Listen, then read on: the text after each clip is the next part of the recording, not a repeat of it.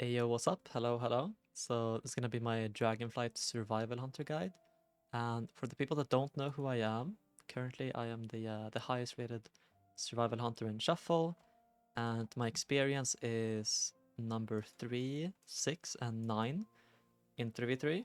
And in 2v2, I am the highest rated person of all time. So that's my experience, just so you guys can trust my opinion. I know what I'm talking about. So I'm gonna start out with just like naming all of the hunter spells for people that just don't know hunter at all. Like maybe this is your first time playing it, so if you already know what all the spells do, you could just skip ahead. But I'm just gonna go over everything. So you never use a two-hander. I mean not a two, but a ranged weapon for survival. So don't bind arcane shot, and same thing with steady shot. You don't have to worry about these ever. Aspect of a chameleon. This is like a spell you can buy from a vendor. It doesn't really do anything. Sheeta over here though is just a movement speed increase. Pretty good. Turtle is your major defensive cooldown. One thing about Turtle is that it's a deflect. It's not like a immunity, so you can still take damage from dots and stuff like that. And also there are some spells that will go through. Stuff like Death Chakrams, Tar Trap Root, and Aspect of the, Murder of Crows. So those will still do damage through the turtle, and they can get applied through a turtle. But note the turtle also won't block projectiles that is flying in the air. So if there's maybe like a chaos bolt that's flying towards you, you can't press turtle because the damage it's already gonna go through. So keep that in mind. And call pet, you just summon your boys. So talent, disengage. You know, you just hop forward or backwards, I guess, but you can do it forward if you like. Jump, turn your camera 180 degrees, press disengage, and then go back. Then we have Eagle Eye. It's just kind of a fun spell. Mainly just in BGs, I feel like. Where you can just hop around, do things like this. You can also get the macro that I'm using. If you add an exclamation mark in the beginning, that's how you can use Eagle while you're inside Eagle. Very cool. Then we have Acceleration, which is your big heal. Now, mainly you will use this for your pet. If your pet gets very low, it's a 100% heal from your pet, and then just like a 30% for yourself. It's pretty good. Eyes of the Beast is like a bit awkward to use. You will basically never use this in PvP. It's just like a for fun thing to do. Now we have Feign Death, which is one of your strongest defensive cooldowns. So the main reason to use this is if someone is casting on you, you can press Feign Death, and then you will stop the cast from happening, and it will also make it so every enemy will de-target you from their focus, and your target. So that's what that does. Fetch is also just like a spell that you can learn from the vendor over here. I can actually show you this guy right here. You can buy a bunch of spells from him. There's also a vendor in case you don't want to go into the True Shot Lodge. Should be one guy over here in Chulusar Basing in Nessamwari Base Camp. Should be like a Tauran you can talk to, where you can also buy all of these spells. But yeah, it's just loot the mob. Same thing with the firework. Then we have Flare. This is just, mainly used to get people out of stealth. That's pretty much it. Note that rogues can't press vanish while you're inside a flare, so if you stun a rogue, press a flare on them, then they can't really get out. So that is pretty good. And then we just have Freezing Trap, probably the most iconic hunter spell of all time. I think everyone really knows what it does. You just toss the trap, and then there you go. And in case you're wondering how I can trap so quickly, it's because I'm using a cursor macro, which is something like this. It makes the trap go off instantly. But I'll go into more detail about cursor macros and things like this more later into the guide. And then we have Hunter's Mark. So this doesn't apply combat or anything, but it still has like a lot of use cases in PvP. So the first off that I would say, which is like pretty obvious, if you are if you're against a class that can go in stealth, so something maybe like a druid or a rogue, you can just press Hunter's Mark on them, and then you can see them always. This also has some use cases if you are against something like an arcane mage, because they have mass invis, so they can make it so their entire team goes in stealth. So what I like to do in the opener against the arcane mage is just put the enemy healer on the Hunter's Mark, so I can pretty much always get the stun trap, even if they go in stealth, because I can see them with the hunter's mark, so that is something that is pretty cool. One thing also, the fact that you can do with it is that it's a magic dispel, which means against a warlock with Singe magic, this thing, Singe magic here, it will dispel one harmful effect against the, so this is like really good into hunters, because they can use this spell to remove their healer out of a trap. But if you press Hunter's Mark and Freezing Trap, it will become a 50-50. And then there's a talent over here that you can use to make it a 33% chance for them to get the trap. So that's pretty cool. As a talent, kill command, it's just your main generator. Just gives you focus, does some damage. That's pretty much it. This is just a talent as well. So command pet. Now I can kind of show you how this works, even though I'm going to go into more detail, but just like quickly going over it. So there's 3 pet types. There's a cunning, ferocity, and tenacity. If a cunning pet, you get 8% movement speed and also have the ability to use a freedom effect. You can also use this on your teammates. And then if you have a ferocity pet, you get bloodlust and get some leech. And if you have a tank pet, you'll get 5% extra HP, and then you'll have the ability to use Fortitude of the Bear, which is first gives you 20% more HP, and then heals you for 20%. So it is extremely strong. That's it about command pet. What else do we have? Have our interrupt. I can talk about that a bit more later in the talents. Here we just have revive pet and mend pet, depending if you have a pet out. Play dead. Now this is the big spell, so you actually have to go buy this from the vendor. I think play dead is probably one of the most important spells out of every single class that has spells you can buy. So this actually has a practical usage in PvP, where if someone is casting something on your pet, let's say maybe they are let's say a druid, maybe presses cyclone on your pet, so you can then root beam your healer, so you can't press freedom, for example. You can then pet feign death the cyclone, because it's the same mechanic as feign death, where if they're casting something on you, you can press feign death to interrupt the cast, because you drop the target. It's the same thing here. If someone is targeting your pet and you press pet feign death, they just drop the target, so they can't see the pet anymore. They have to re-click on it. So it's a really, really strong spell. But note that you don't want to macro this into feign death. It's a completely different spell. It has different use cases, so don't macro it into anything. Just have it as a standalone spell.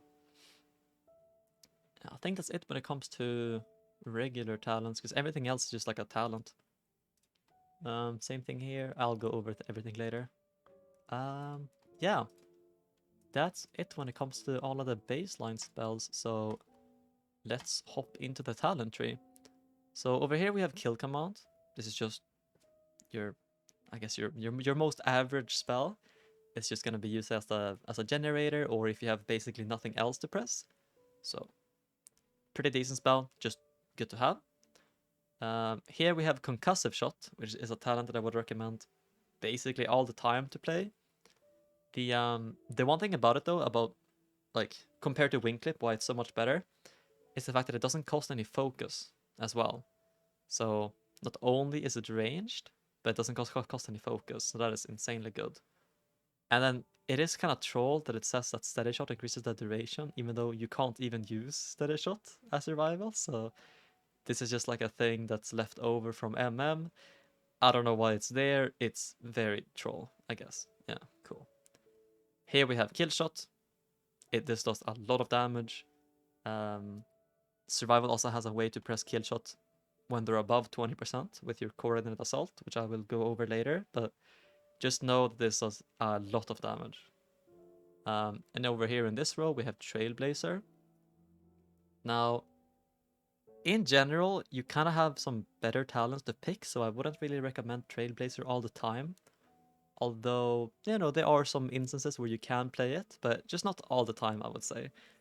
It's mainly just for things like maybe the opener, if you necessarily need a good one, maybe. But it's very awkward to use. I think it's not that many cases where it's amazing.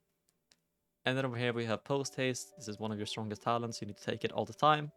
Just gives you 50% movement speed, and also whenever you press disengage, you get out of any root or slow effect. So definitely pick it up. It's super cool and fun. And then over here we have 25% more crit damage on kill shot.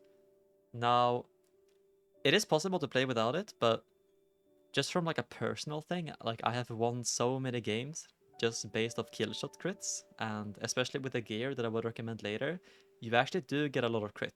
So I would for sure recommend this. So I would take a point in this basically all the time, but it is possible to play without it. It's not really necessary, but I would recommend here to just take it. And then over here we have Wilderness Medicine, which is a really, really good talent, but sadly it has one giant flaw. So the problem with this talent is the fact that the spell portion of it will go on you as a player. So if you're against a elemental shaman or a shadow priest or an affliction warlock, there's, the spell protection on VT, UA, and flame shock will go on you. So this talent is basically unplayable into those specific classes. But other than that, it is really good into demon hunters, it is really good into feral druids, DKs, other hunter players, even warriors, ret paladins, stuff like that, they will kind of passively cleave on your pet or even want to swap to your pet. Because the added heal, it makes the biggest difference of all time. Like, it is a really, really massive healing increase. So it's still a really good talent, but you can't pick it as a default just because of, the fact that Elemental Shaman, SP, and Affliction Warlocks, just because they exist, you can't take it as a default, basically. And then here we have his Muscle. It's just your interrupt. It's pretty cool. Although it is like the worst interrupt in the entire game, because it's a melee interrupt with a 3-second lockout instead of 4. So, I mean, that kind of sucks, but it is what it is. And then here we have Natural Mending. So on average, depending on your uptime, I would say that this is either between a 20-second reduction on your acceleration, and if you have 2 points, it becomes around a 40%, like a 40-second reduction on your excel.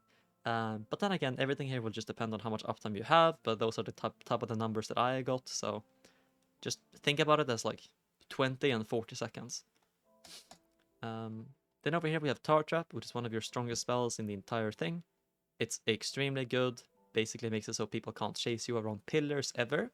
And then there's a talent down below over here that makes it even more strong. So take it for sure.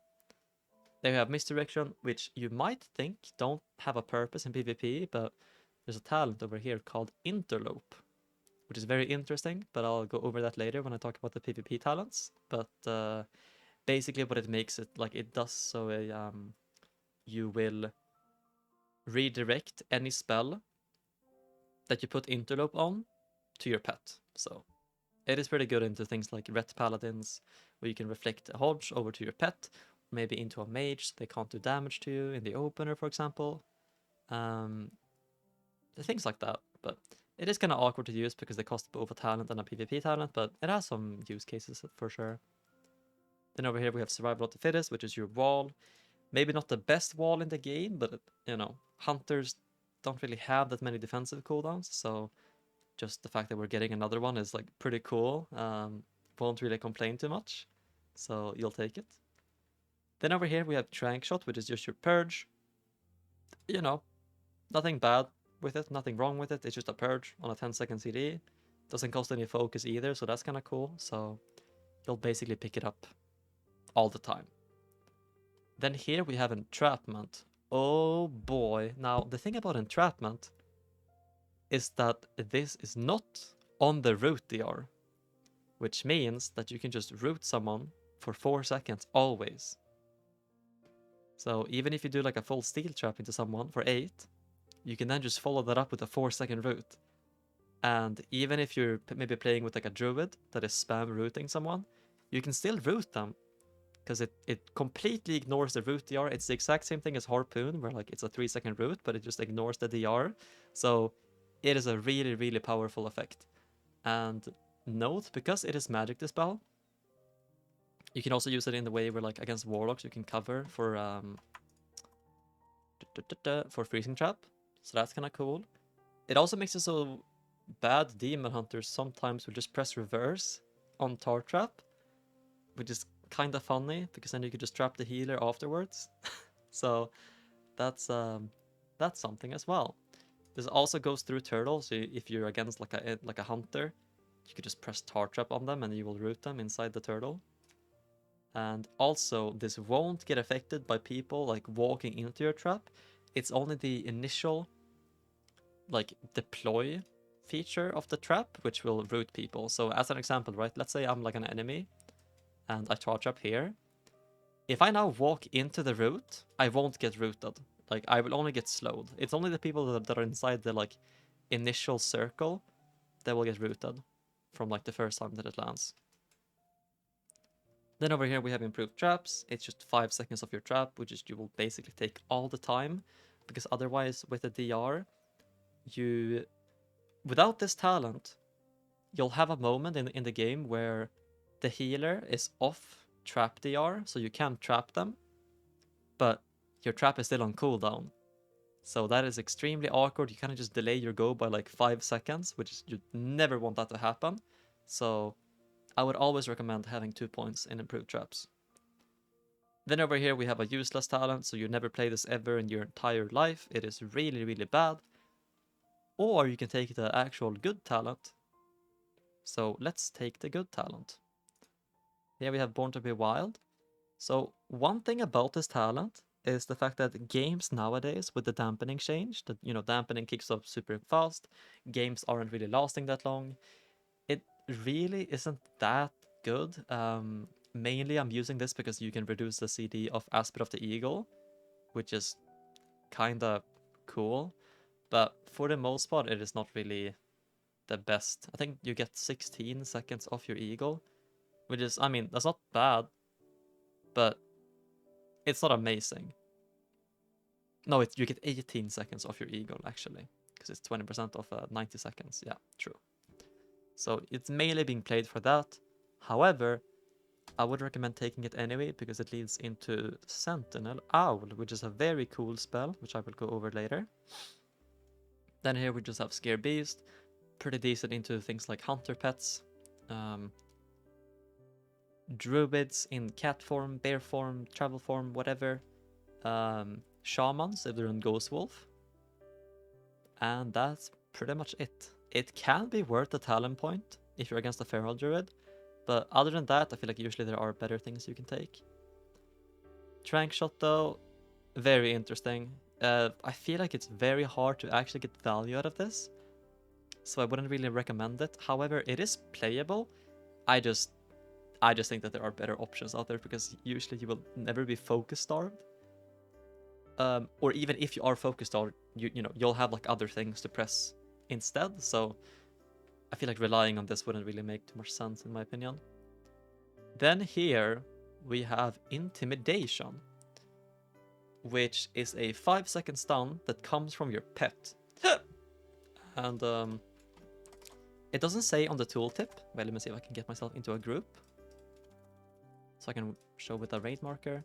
So it's 50 yards from the pet. So if I stand like over here, this should be like 50 yards. You can see my pet standing over here. I then just like walk out. So even if I'm line of sight of this target, I can still stun them because it's 50 yards from the pet. So keep that in mind, which is pretty info. I mean, I don't know, it doesn't say anywhere that it's 50 yards, but just so you know, it's 50 yards pet line of sight. Very, very cool. Note you can also dodge and parry this spell, so you can't stun through evasion, or the warrior like die by the sword, or Fist of Fury. So keep that in mind, because I know that it's still bugged on Wowhead. Wowhead Intimidation. Look here. It says cannot be dodged, parried, or blocked, but you can. So this is just a bug that's been in the game for, I guess, 3 years. I don't know, but you can, yeah, you can't. Yeah, you just don't press it into evasion. That's all I'm saying. Unless you want to do like a cheeky maneuver where like maybe you can like, I don't know, kill command the rogue, send your pet behind him and then stun. I mean, that would be possible, but that's like very stinky to do sometimes, I feel like. And then competing with it, we have Knock Trap. Now, the issue with Knock Trap is that you're competing with Intimidation. It is one of your most important spells. So I would basically only really play this for maybe Battlegrounds. Maybe something like that, where having a knockback could be kind of important, like maybe Eye of the Storm, for example.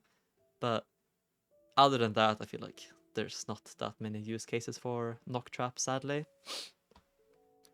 Then over here, we actually unironically have the best talent in the entire Hunter tree, which is Scatter Shot. Now, this spell just has so many use cases, it is almost impossible to go over each and every single one, but you can use this offensively. For example, if you are doing a trap on the healer, you can then press Scatter Shot on the, on the off target, aka the third guy, like the second DPS, so they can't peel for their teammate. So maybe if you are against a Shadow Priest or a Warrior, you can trap the healer and then Scatter Shot either the SP or the Warrior, so they can't intervene to save their teammate, or they can't use maybe Grip on the healer to get them out of the trap, or maybe they can't use Master Spell, or maybe you're against a Shaman, so you can just Scatter Shot the Shaman and then Harpoon trap the healer, and then, they can't press Grounding Totem. You can even use this to set up CC, so like maybe you are against a Feral and you have a Rogue on your team. You can then maybe press Scatter Shot on the Feral while he's in cat form, and then your Rogue can go over, Sheep Shot the healer, and then go back and kidney the Feral in cat form because he's in the scatter. So there's just so many different cases you can use this spell, or even just like a defensive thing where, I don't know, maybe there's a like a Windwalker doing damage to you, or maybe they're doing damage to your healer, and they press leg sweep. You can just press Scatter Shot on the monk, and then now your healer is completely fine and they can't die, or stuff like that. It's just extremely good, very very strong. Has a lot of cases where it's a really good to have. The only parts where I wouldn't say it's like super amazing is maybe if you're playing a shuffle with something like an Affliction Warlock that want to apply dots to everyone in the arena, because now you're pressing Scatter Shot and then you're just going to remove everything. So in those cases, I would recommend Binding Shot, which they have changed into a stun.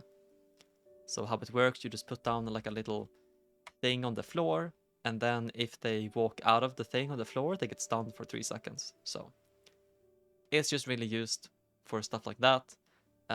Or maybe if you're playing 2v2 and you are playing with a class that don't have a stun, so maybe you're playing with like a Disc Priest or an Evoker. In these cases, I would say the binding is pretty good as well, because since Scattershot is on the magic DR, it DRs with your trap, you don't really want to, scatter and then trap. So instead, I guess you could just press Binding Shot on them to stun them. And that's how you can set up your go. But I feel like usually Scatter is the better option here.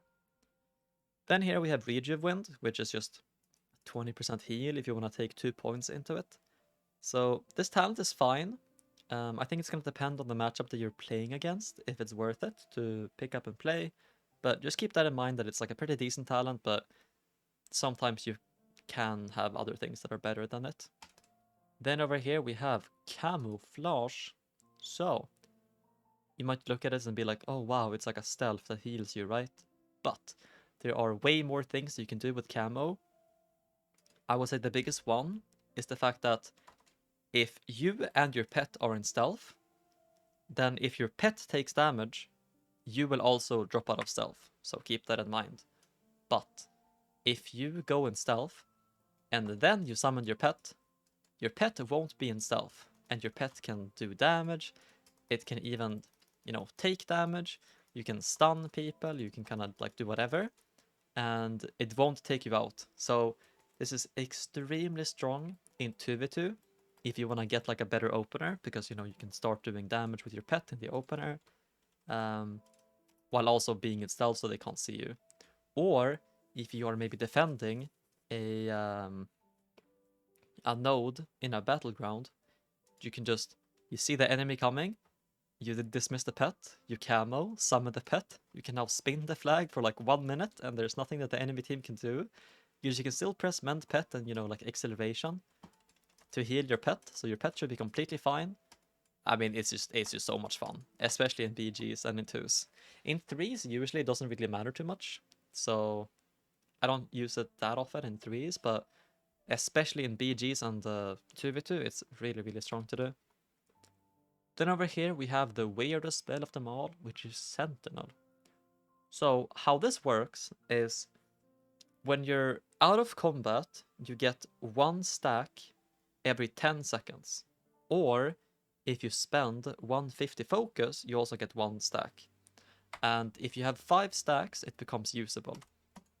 So how it works is whoever is inside the blue radius, you'll be able to attack them through any like wall or whatever. So you can see here, like I can attack him through the wall. So depending on the map, this can either be like completely useless or it can be insanely strong. So if it's a map with a small pillar, so something like Nagrand, Dalaran Sewers, like Blackrock Hold, things like that. It just has like a very small pillar. Even the what is it called? Empyrean Domain, the blue Bastion one. It's also really, really strong on that map as well. But then again, if you get like a really big map, maybe something like Tolveron or Asher Mains, it can be kind of awkward because the pillars are so big. Because you have to use it in a way where like you have to be in line of sight to where to put it, right? So let's say there is an enemy right here, you know, right there.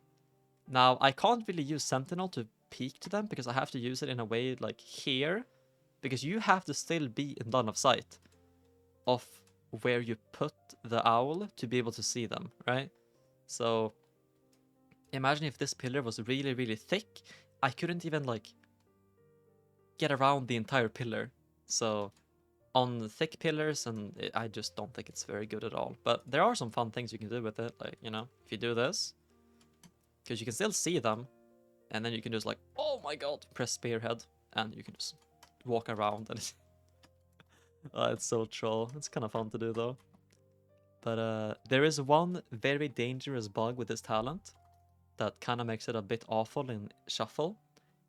That is, if you spend a talent point, you lose all of your stacks. So if you see here, I have 4 stacks because I'm out of combat.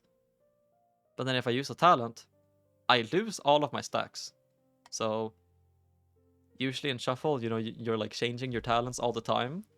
So you could just never use it because you can't spend like 750 focus because the game doesn't last that long. So usually whenever you're playing shuffle, I don't necessarily play this talent, but it's mainly just like a thing from 2v2 and 3v3. And the way you use it as survival is basically, for the most part, you're gonna harpoon people through the pillar to like catch up to them. That is like the most common way to use it. Then over here we have Binding Shackles, which in of itself isn't really that good of a talent. You'll mainly pick it up just so you can advance further down into the tree, like these things over here. However, there are 2 different ways that you can go down into the tree. Either you can take Binding Shackles, which is just like a little bit of a damage reduction, or the AoE damage reduction, which is mainly going to be played into things like Demon Hunter and Windwalker. Although even into those classes is not really that good. I think that the best option, if you don't want to play Binding Shackles, to go further down into the tree over here, is in matchups where you don't want to have camo.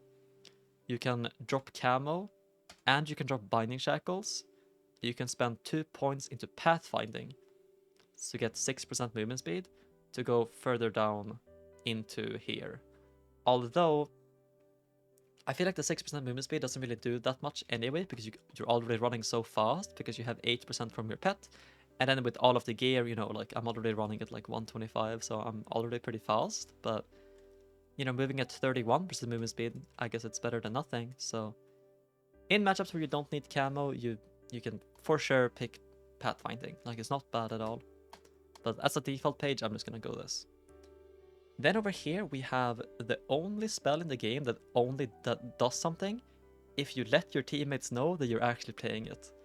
So if you remember the Sentinel Owl, this just makes it so your teammate can also attack people through the wall. So I've played this maybe like a couple of maybe 20 games, and I think I've only won like one game because of it, because it's just so hard to use. But it's like you can use this, and then your rogue or your feral or your shadow priest or whatever, your just teammate can like do damage to the wall and kill someone.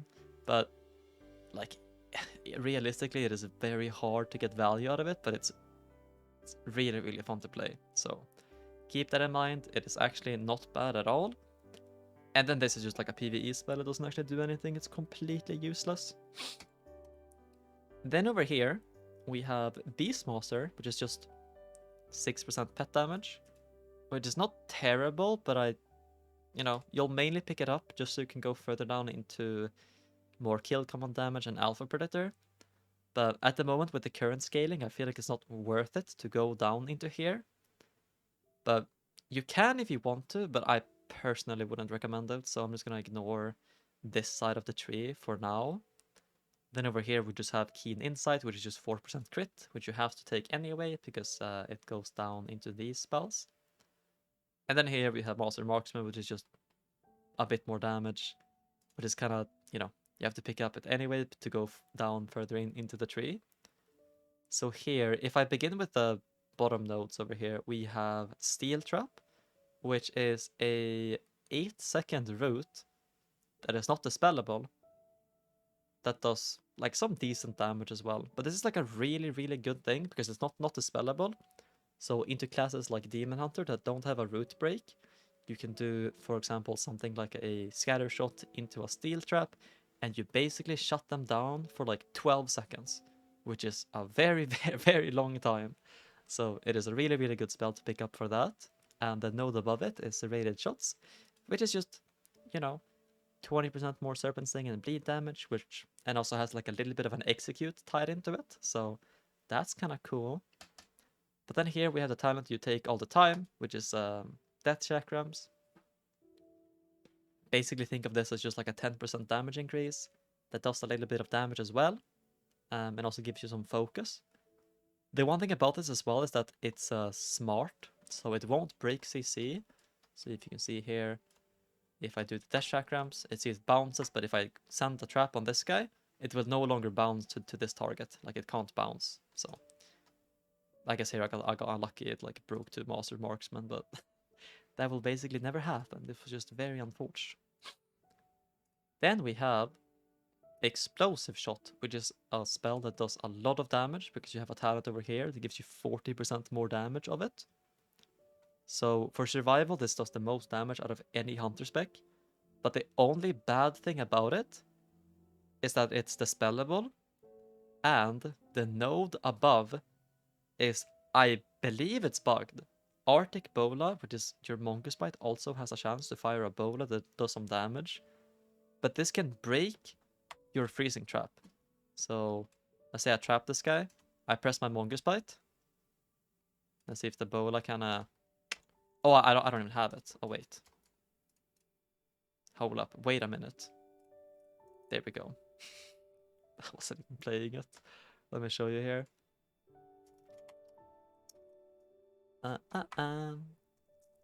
There we go. You saw? I had the Bola and it broke the trap. This is... in so many matchups, it is almost completely unplayable because if this happens, you'll just flat out lose the game. So for that reason alone, there are some matchups where I will never take it just because of that reason. But, sometimes you kind of just have to take it if you want to do a lot of damage. So maybe if you against some double caster or something where they're playing very far away anyway, they won't really stack on your healer. In these cases, you can go explosive, but just be careful that Mongoose Bite has a chance to break everything, but oh man, it is very, very awkward. If they fix the bug and they make it so this won't spread to targets in breakable CC, I will leave a pinned comment down below, but if I haven't left a comment or anything and it's not pinned, then the bug is still there, so very unfun. Then over here we have Serpent Sting, which, you know, is just a dot, just damage over time. That's kind of it. I don't know what else to say. It just does some damage. Pretty cool. Then over here, you kind of have two options. Now, I would say that latent poison, for the most part, is better in most cases.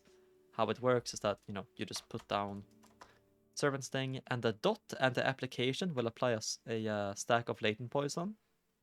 And then you can activate it with Monkey's Bite to do some decent damage. But the issue with this is that you have to be melee range to proc the damage from the latent poison. So depending on how much uptime you can even have without dying, it is not really that good. But I mean, for one talent point, it is definitely really, really strong. Over here, though, we have Hydra's Bite, which is just like an AoE Serpent Sting that does 20% more damage as well. Now, the good thing about this is that it won't break to targets that are in a breakable CC, so it won't get spread to like your trapped target. So keep that in mind. Very, very cool.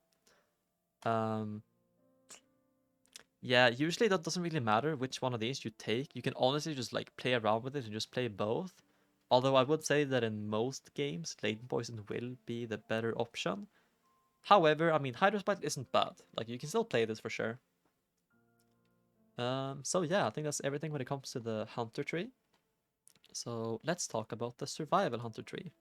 So over here we just have Raptor Strike, which then later will become Monkey's Bite, so I can just talk about Monkey's Bite.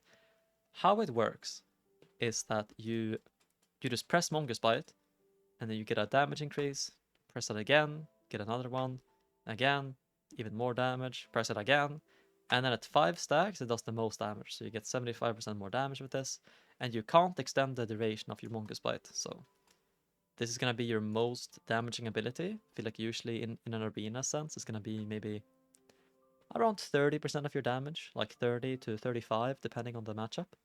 So very, very cool.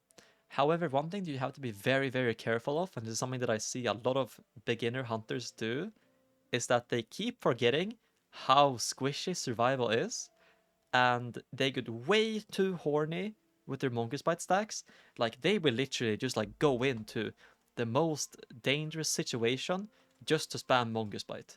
And this is like not how you play survival. Like, you literally can't do it. So just because you have a bunch of stacks and you want to do a bunch of damage, it is usually better to not die in game just to do damage. That's all I'm saying. So be very, very careful.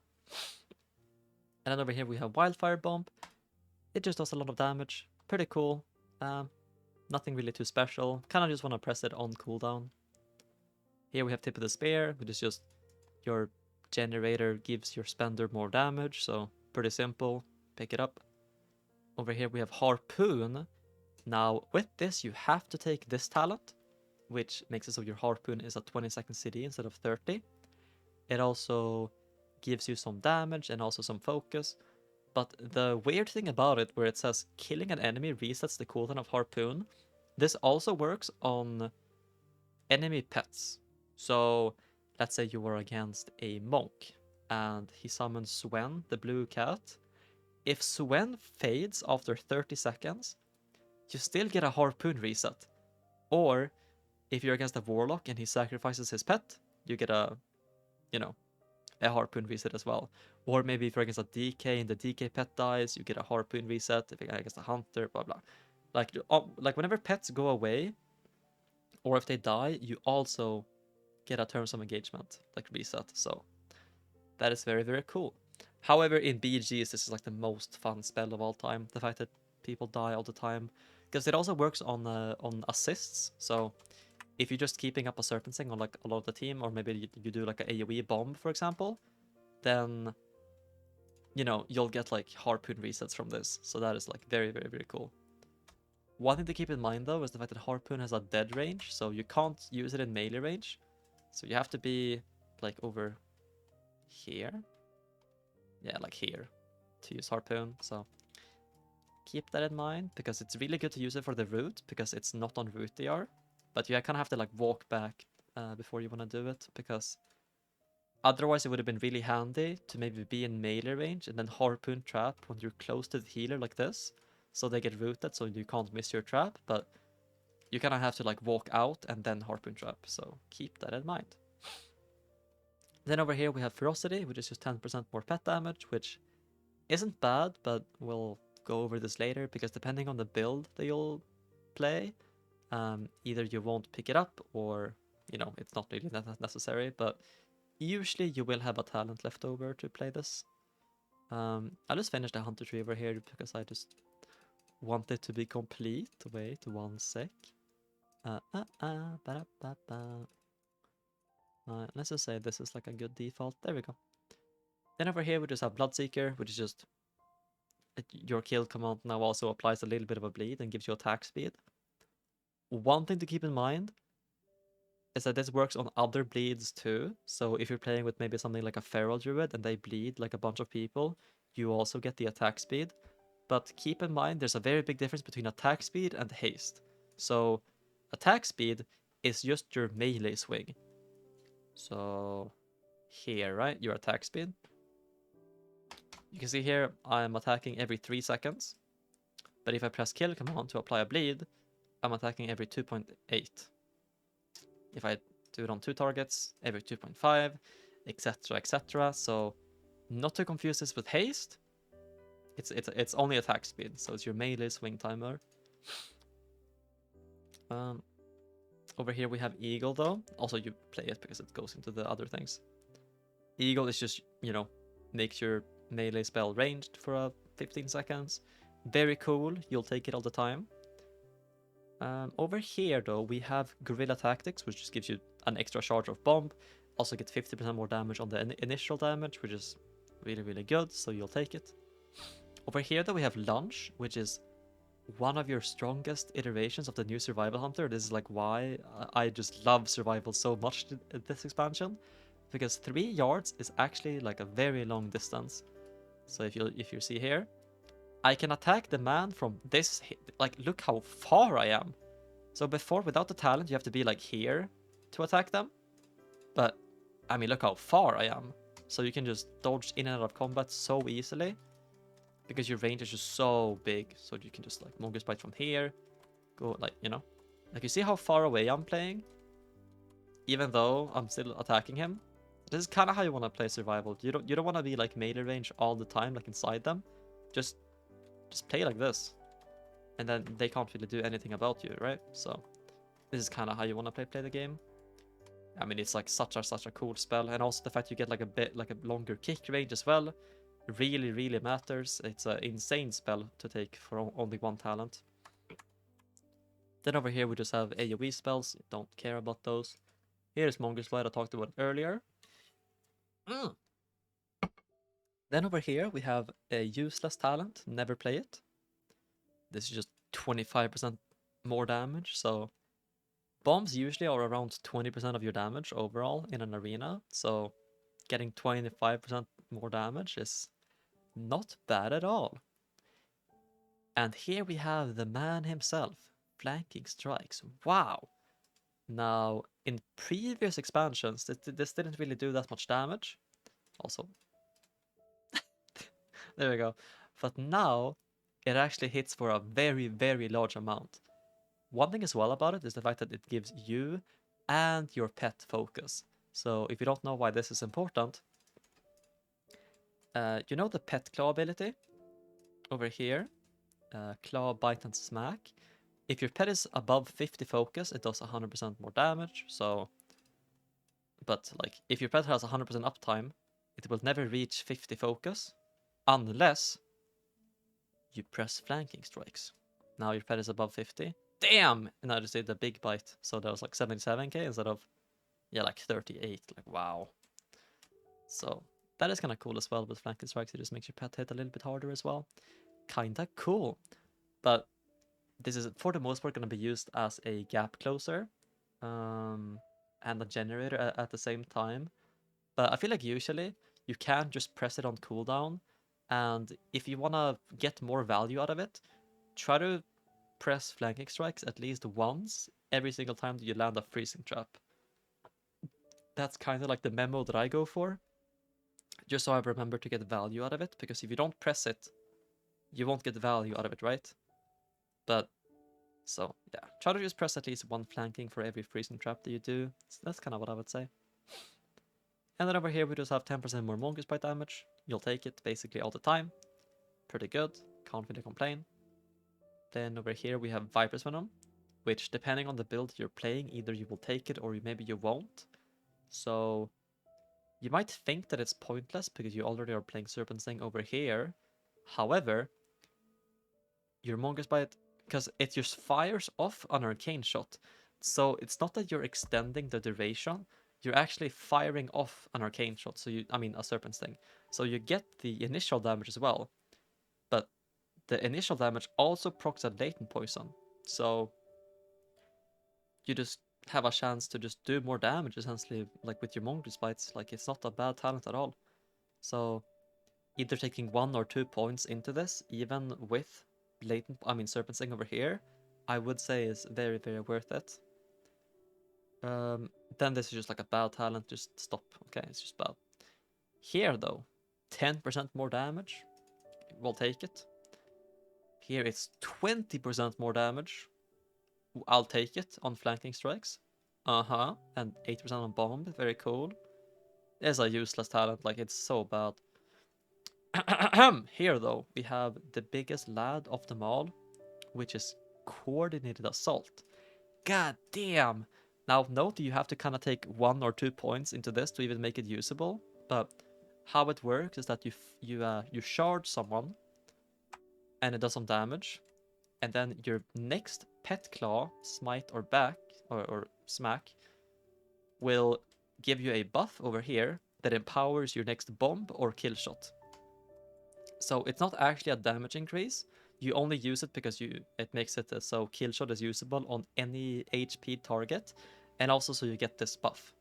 Now, what this buff does is you either get 20% more damage on your initial bomb, so that's like 2000 more damage, right?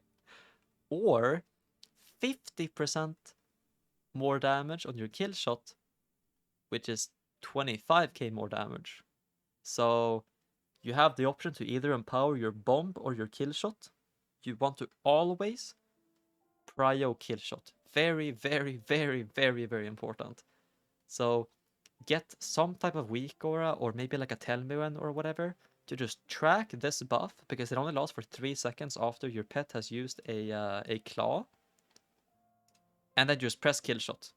Like, it is very, very important, because if you have 100% uptime on your coordinated assault, you can get 4 empowered kill shots, which will do, 200k damage, and then also applying the bleed. So in total, that's like 300,000 damage. Like, that is a lot of damage on just one ability. And also because kill shot is a range spell, you can just press it at range. So make sure that your pet actually can have uptime. Otherwise, your coordinated assault doesn't do anything because it's no longer a damage increase. Your pet actually has to attack for the spell to even do anything. Well, I mean, like, even if your pet is CC'd, you can still press kill shot on people without the buff. But like, obviously, if you have the empowered kill shot, that is something that you want to prioritize. So yeah, this is your biggest cooldown by far. It is very, very cool. Keep in mind though that it is a dash. So if you're in a scenario where maybe you can't go in because, like, I don't know, you might die, then just don't use it. Or maybe you can coordinate assault into the disengage, so you can do damage from ranged. That kind of works too. Although I feel like usually this is like a little bit of a waste of disengage, but depending on the scenario, this can be pretty okay to do. Then over here we have Wildfire Infusion, which is after you take Viper's Venom. Now, the awkward thing about this is that you don't actually have a way to reduce the CD of your bomb, except if you go this, which I'll talk about later.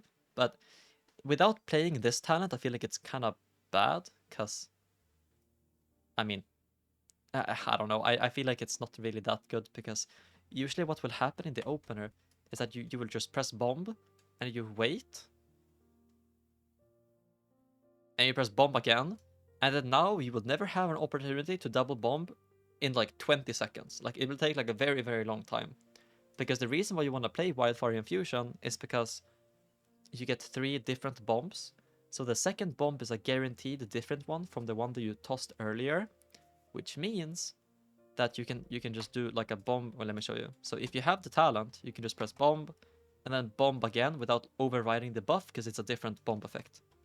But it's very awkward, I would say, without Bombardier, which is your bomb cooldowns are going to reset at the beginning, at the end of Coordinated Assault. So this is for sure like a very viable build to play. However, the build that I'm going to show right now is just more fun, in my opinion, which is with Spearhead. And then over here with Quick Shots, it's just the worst talent in the game. Stop, it's really bad. Don't take it. Thank you.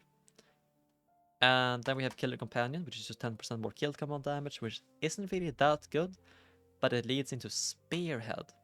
So how this works is that you get a 25% pet damage increase. So that's, you know, more damage on your kill command, flanking strikes, things like that. But then also you get a little bit of a bleed from your Mongoose Bite, which isn't that good, but it's pretty okay. The main reason why this talent is really good though is because it's a 50-yard charge. Now, 50 yards, I mean, that's all the way over here. Do you see how far you are? This is like ridiculous, but you mainly won't be using this in melee range for the damage. I feel like that's like a bit pointless. So think of this as just like a really, really big charge. So yeah. But if you are playing on a kind of a small map, so maybe you are playing on something like, I don't know, Dalaran Sewers, or if you are playing against team comp where you will be melee range 100% of the time and you won't necessarily be in danger, then it would be better to play something over here because this will give you a bit more damage. So this is just like a well-rounded dash. Think of it as that. Then with 4 points remaining, you always want to take Ranger. Very, very important. It's just 40% more damage on your kill shot, serpent sting, and explosive shot. So that's pretty cool.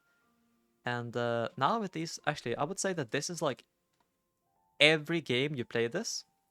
Now you have 5 points, so you can just put a lot of things into depending on what you want to do. So the build that I would recommend is taking Killer Companion. You take Spearhead. You take 1 point into Viper's Venom for the extra damage sometimes, and also extra stack of Latent Poison, and then just 10% more pet damage. This, in my opinion, I feel like is probably the most well-rounded build. It just works in a lot of situations. Nothing is kind of wrong with it, but I don't really want to go over builds that much because I have a Google Doc over here which goes over all of the builds that I want to recommend. So in the future, when you guys are watching this guide and you want to like see what my opinion on, maybe they do like a talent rework, or maybe they change a talent, maybe they buff something, maybe they nerf something. I'm gonna put all of my thoughts into this Google document, which I will link in the description. So I don't really want to talk too much about builds, but I just wanted to kind of showcase what every talent does. And then over here I missed some because they're kind of bad. It's like Ruthless Predator, which is just kind of stinky. You have to drop so many points to go into Fury of the Eagle, which is like kind of awkward. Now it is playable, like if you want to play something like this to go into Fury of the Eagle, like it is not a super terrible build, but I feel like usually you have better options, but it's not a bad thing. It's just I'm personally just kind of against it because I'm not really a big fan. So that's kind of it. And then this is just like, I mean, you can take it if you drop 1 point here, drop maybe like just, I don't know, 1 point here, 1 point there, and then you can take 3 points into this, so you can get more Fury of the Eagle damage, which is playable, but then again, it's just maybe just something in twos or something like that. But yeah, just keep in mind that like it is possible to play it. I just wouldn't necessarily recommend it. But I can show you how it works, I guess, if you're curious on Fury of the Eagle. So it's just like a little spell like this. You just go up to someone. Wait, what's my alt tab? And then you just press it, and then wow, big damn. I think that was like an artifact ability that just happened here. What the fuck? It's like a big thing. Hello? But yeah, that's kind of cool. And then over here we have Birds of Prey, which is something that I pick up a lot in Shuffle, because the extra damage you can get from Killshot is like extremely, extremely good. So if I'm playing Birds of Prey, my build would look something like this, you know, or maybe even like this. So you can get some Killshot damage. Note that this can break CC, so be kind of careful of that. So I wouldn't necessarily play it too much in coordinated play, like in threes maybe, but in Shuffle, where just doing a lot of damage will maybe win you the game in most cases, this is a very, very, very good spell. However, if you want to press Coordinated Assault and also do a lot of damage, there is the possible Bombardier, which if you want to play this, I would recommend dropping Spearhead, and you play Viper's Venom with Wildfire Infusion. So if you play this build, I can kind of show you how the burst would look. And also here, if you want to, I would actually recommend it. Just drop 1 point in Ferocity to pick up Fury of the Eagle. Because, I mean, you might as well pick up the Fury of the Eagle while you're already so deep into the tree, right? So how it works is that you basically in the opener, you just press Explosive Shot, Death Chakrams, you bomb 1, 2, and you Coordinate Assault, and you Kill Shot, and you can bomb again, And note that you can't cancel your Coordinated Assault to get 2 extra bombs. That won't work. But, you know, the best thing about it is the fact that you can do all of your damage from ranged. So in the Shuffle opener, you can be very, very safe, and then Coordinate Assault fades. Now you can bomb twice again. So by doing this, you'll get a lot of damage out in like a very, very short time period. But, you know, like this is like a very, very viable way to play as well. I just find it a little bit too all in, because you're spending a lot of your talents into Coordinated Assault. So if you ever get CC'd or anything bad happens, then like I feel like you've wasted a lot of your damage throughput, because now you no longer have Spearhead. But that's just me. Oh, also I didn't really talk about this, which is just 1 second of your bomb. I feel like it's just a bit not so good. It is playable for sure if you drop 1 point in Virus Venom and 1 point in Ferocity to just take 2 points into this to play this, so you get a, you know, shorter CD on your bomb. And maybe this will get buffed in the future, I'm not too sure. I feel like currently it's not really worth it, but maybe my mind is gonna change. I feel like this could be like a talent that maybe in the future I'll think of it as like a very good thing, but currently I just don't think it's very worth it. But maybe once I become more fluent in this new Survival Hunter rotation, I'll maybe pick it up and play it. And then over here we have Deadly Duo, which is just not really that good in PvP, because for the most part you're gonna be pressing Spearhead as a way to, like, as a gap closer, so you're just using it to go in or go out. So the damage component of it isn't really that important, usually, for the most part. But the damage that you get from this talent isn't even that much, because you get more kill command damage. But the issue is that kill command doesn't really do any damage, so it's like you're increasing something that already does very little by like 100% in the best case scenario. So you're just doubling the damage of your kill. Like, it's not even, like, it's not that good. Like, I don't know. I would not really recommend it. But I mean, then again, if you really want to, it's not hard to pick up it. You just drop this, you drop this, and then there you go. So keep that in mind. If you really want to play it, you can. I just feel like it's not really that good, but that's just me. But I think that's enough about the talent tree. So then again, if you ever wanna, you know, check out what my new ideas for the hunter builds are, you could just check out the Google Doc, and I will keep this updated. So yeah. And then about the PvP talents, let's start out with the 3 default talents that are kind of good in like 99% of cases. You will like rarely need to change them. It will just depend on the matchup that you're against. So how Ross works, it is not a damage decrease. So if you look here, it says but 20% of all the damage is taken, or also redirected to the pet. The pet doesn't, like, if you have Ross, the only thing that it does, it gives you crit immunity. So you don't get a 20% damage decrease. That's like a myth that I feel like a lot of people think. It's only a crit immunity. And the way that it works is that it's 40 yards from the hunter line of sight. But the pet has to be within 40 yards, but that can ignore line of sight. So what I mean by this, let's say my pet is like, I don't know, maybe chilling right here inside the room, and I want to press Roar of Sacrifice on my teammate, this guy. In this scenario, even though my pet is behind the pillar, my pet is still within 40 yards of this guy, so I can use Ross. However, if I want to use Roar of Sacrifice on this target on me over here, I can't because my pet is too far away. However, if I put my pet maybe like here in the corner, he can be chilling over there. Now in this scenario, I can use Roar of Sacrifice on this guy because I'm within 40 yards and my pet is within 40 yards, but the pet part ignores line of sight, so that's good to know. I can show you here. If I press Ross on myself, it should work because I'm within 40 yards of my pet. Oh my god, it worked. And the pet's gonna be like, yo, hey man. So that's how it works. It's a pet, it's a target from the player. Yeah, you guys know what I mean. Then we have survival tactics, which is super cool. Just gives you a 90% CC reduction whenever you have it up, and also removes every magical effect. Note that it dispels your effect. So if there's a Shadow Priest on the enemy team, you have VT on you, you'll get horrified, or you know, you'll get taking the damage from unstable affliction, you'll get knocked up into the air by elemental shamans, things like that. But mainly this is going to be used just for the damage reduction. So maybe you are against like a warrior, you see that he presses charge on you, you can just press feign death to like not take any damage, and then you can like disengage out and be completely fine. But this is basically good in like 99% of cases. You will rarely not play this talent.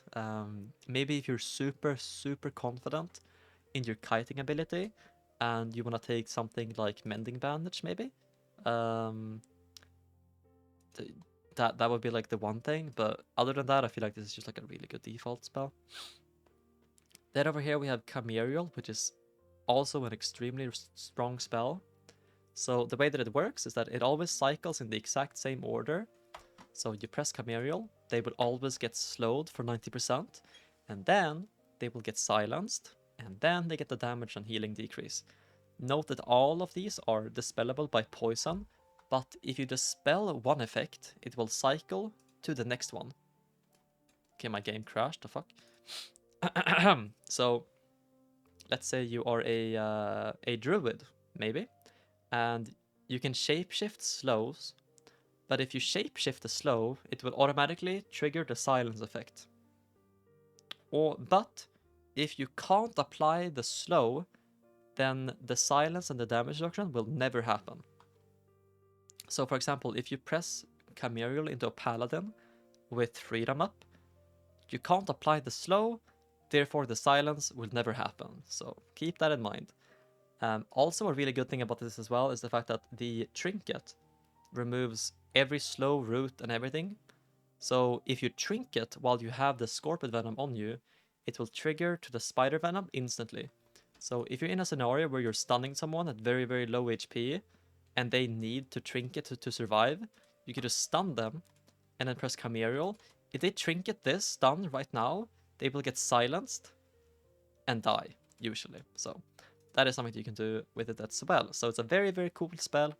Kinda has the same thing as Scatter, where it's good to use defensively and offensively, just depending on the scenario. You know, either you will use it on the healer to try to get a trap, because you can wait until they're silent so they can't grounding or teleport, or use Shadow Word Death to negate your trap, or maybe you can use it on the off target so they can't use grounding, maybe it's things like that. Or you can just use it on the kill target so they can't like run away from you because they're slowed. So there's so many different ways you can use the spell.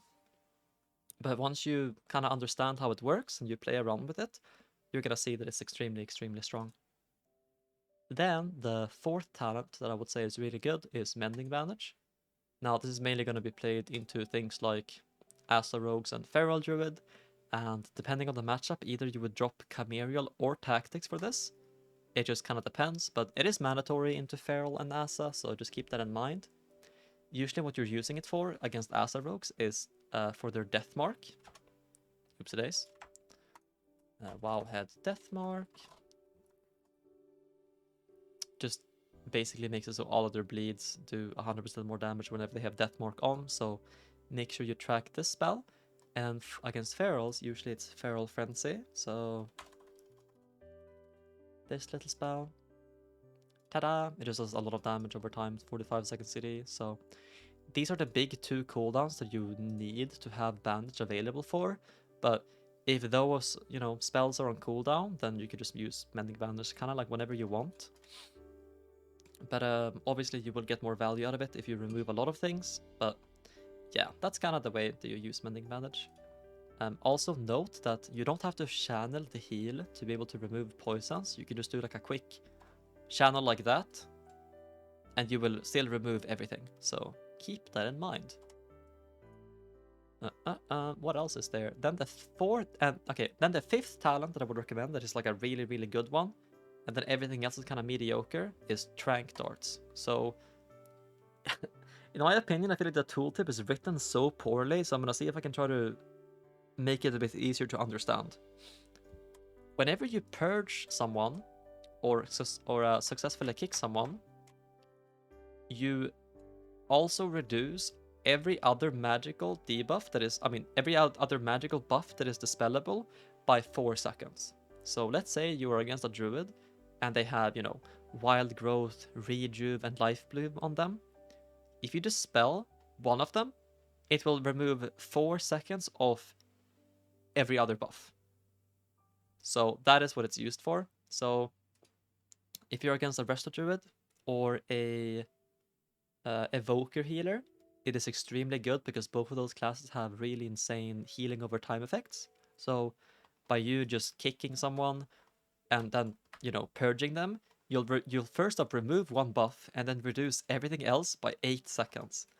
So I mean, even against like a mage with alter time, if there's 4 seconds left of the alter time, you press Trank Shot and that's a guaranteed purge because you just remove it, you know, because it's less than 4 seconds. So it is really, really good into mages for that reason as well. Then after that, we kind of just have like Wild Kingdom, which is a pet revive depending on your region. Now, usually on Europe, if you play Wild Kingdom and you press this while your pet is dead, it will revive your pet, and then, you know, you'll be able to do it instantly without having to cast. But for whatever reason, on some North American servers, it's not possible. I don't know why. Just go out and test it yourself if it works for you. But other than that, you know, Wild Kingdom can be pretty used into things like, I don't know, maybe some melee cleave that is just tunneling your pet. If you ever see that your pet is low HP, you press Wild Kingdom. It also gives you this spell. So if you have a tank pet, you get a Master's Call. If you have a Master's Call pet, you get a tank pet. So you just swap between those two. So you can use a spell. So you can get the heal. Very good. It's a pretty half decent talent. Not bad at all. It will just depend on the scenario if it's better than the other ones, you know? Then we kind of have Interlope, which is the thing that I was talking about earlier, if you want to play with Misdirection. Mainly going to be playing into things like Ret Paladins, if you want to use it. I find it to be really, really good into Rogue Mage in 2v2, because you can kind of negate their entire opener, because you can never get cheap shot into Polymorph. They have to Ring of Frost you, which can be kind of awkward. Or if they just pop like the Arcane Mage damage from Stealth, they can't really do that because all of the damage will get redirected to your pet. So if I just play Interlope here, I can kind of show you how it works. Oh, let me just do this, I guess. Just real quick. So here, right? You just press Interlope. Oh, I have a... Never mind. But the Interlope went from the other pet because I used Wild Kingdom at the same time. What? That is the strangest bug I have ever encountered. Okay, chat, so don't press Interlope and Wild Kingdom at the same time. You will make the spell unusable. Oh no! Okay, but basically how it works. You just put Interlope and then you'll get a buff for 45 seconds. And then, as long as you're within 10 yards of the pet, every single spell will get redirected to your pet. So that's spells, not like physical abilities, only things, you know, that are I guess like interruptible, like a Hodge or a Polymorph, I don't know, Starfall. Not Starfall, it won't work on AoE spells, but I guess like Smite, Shadow Word Pain, whatever, you guys know what I mean. So that's pretty much Interlope. Then we have Diamond Eyes, which I feel like isn't really necessary anymore, just because you have Scattershot that kind of served the same purpose back in the day, but you can still play it maybe if you're playing a shuffle and you have a Demon Hunter on your team, and they just love breaking your traps all the time. I guess then you can play it, but I feel like it's kind of meh, in my opinion. Stick Guitar is like really, really bad. You never want to play it. Trackers that has some potential, but I feel like usually there are just better options out there. So I wouldn't necessarily recommend Trackers not that often, but you can play it if you want. I just feel like there are usually better options. Same thing with Hunting Pack. It's like, it's not bad on paper, but usually you just have better options out there. Kind of what I would say. And then Dragon Scale can only be used very situationally into things like Affliction or Shadow Priest teams, or you don't necessarily need Ross because these classes, they don't crit to win anyway. That is pretty much the only reason why you would ever take this, but it's kind of meh other than that, I would say. So here I can show you Interlope actually. So, ta-da! Yeah, you see, whenever you have this buff, if I get hit by a magical effect now, it's gonna get redirected to my pet. So that's kind of cool. So talking about the pet, I'm just gonna go over a few fun things about it. Like, so the one, you know, I said before when it comes to like how you could use the command pet abilities. So how all of them work is that they are casted by the pet, every single one of them. So even if the hunter is in CC, the pet can still use, you know, Master's Call, and this is also 40 yards from the pet. So if I have a friend that is like over here, my pet can use Master's Call on this person, even though I'm very far away, because it is not from the hunter POV, it's from the pet POV. So keep that in mind. And then about the tank pet. So before there was a bug where you could press it even if your pet is in CC, but they have fixed that now. So if your pet is stunned, you can't press Fortitude of the Bear. But if you're stunned, let's say there's like a road that opens with a sheep shot, I can just press Fortitude of the Bear. I get like 100k heal essentially, and I'm completely fine. The one thing also that is very intricate when it comes to the hunter pet is the fact that we have a taunt. So there are kind of like two ways that I would use a taunt. Number one is to keep people in combat. So let's say you're against something like a rogue or a druid and you press a trap on them. Since traps last 8 seconds and PvP combat is 6 seconds, they can always press stealth as they're coming out of the trap. But if you press pet taunt on them, they will gain combat inside the CC, so they can no longer do anything. This is something that I used to do a lot when I was playing Resto Druid Mirrors in 2v2, where if my healer pressed Cyclone on their healer, because Cyclone used to last 6 seconds, well, it still does, but yeah. So Cyclone is 6, PvP combat is 6. This means that the enemy druid could just spam stealth at the end of the Cyclone, and they could get a clean re-stealth, but before my healer could reclone the druid, right? So if I just used pet taunt while the enemy druid was in a Cyclone, he would get combat in the Cyclone, so my healer could always land up with like a follow-up Cyclone. So that is also something that is really good to do. Or, you know, if you just have a druid on your team and there's a sub-rogue that he pressed clone on, you could just press pet taunt inside the Cyclone and then the rogue can't get a re-stealth. But what happens if your pet gets taunted? What happens now? So the taunt is a 3-second debuff, and the pet can only do pet attack on the target that is taunted. So let's say if this is a paladin, he taunts my pet. Even if I pet attack this person over here, my pet will still attack the paladin. So the only way around it is to do a command like this. Pet move 2. So if your pet gets taunted, you could just move your pet like this, wait 3 seconds for the buff to be over, and then he can go back to attacking whatever target that he was attacking before. You can also do this to get a little bit of an edge into other survival hunters or just hunters in general by taunting their pets. So, you know, you could just taunt their pet to get a little bit of damage, but you can also mid-max this if you want to be like a very cheeky boy, because Hunter MS lasts for 10 seconds on a 6-second CD. So if you have the Mortal Wounds debuff and it's 5 seconds remaining, that means that the enemy hunter's pet next global will be the, you know, the Mortal Wounds effect. So then you could just taunt their pet, and then their pet will put the MS effect on your pet. So your buff will fade, which is very, very cool.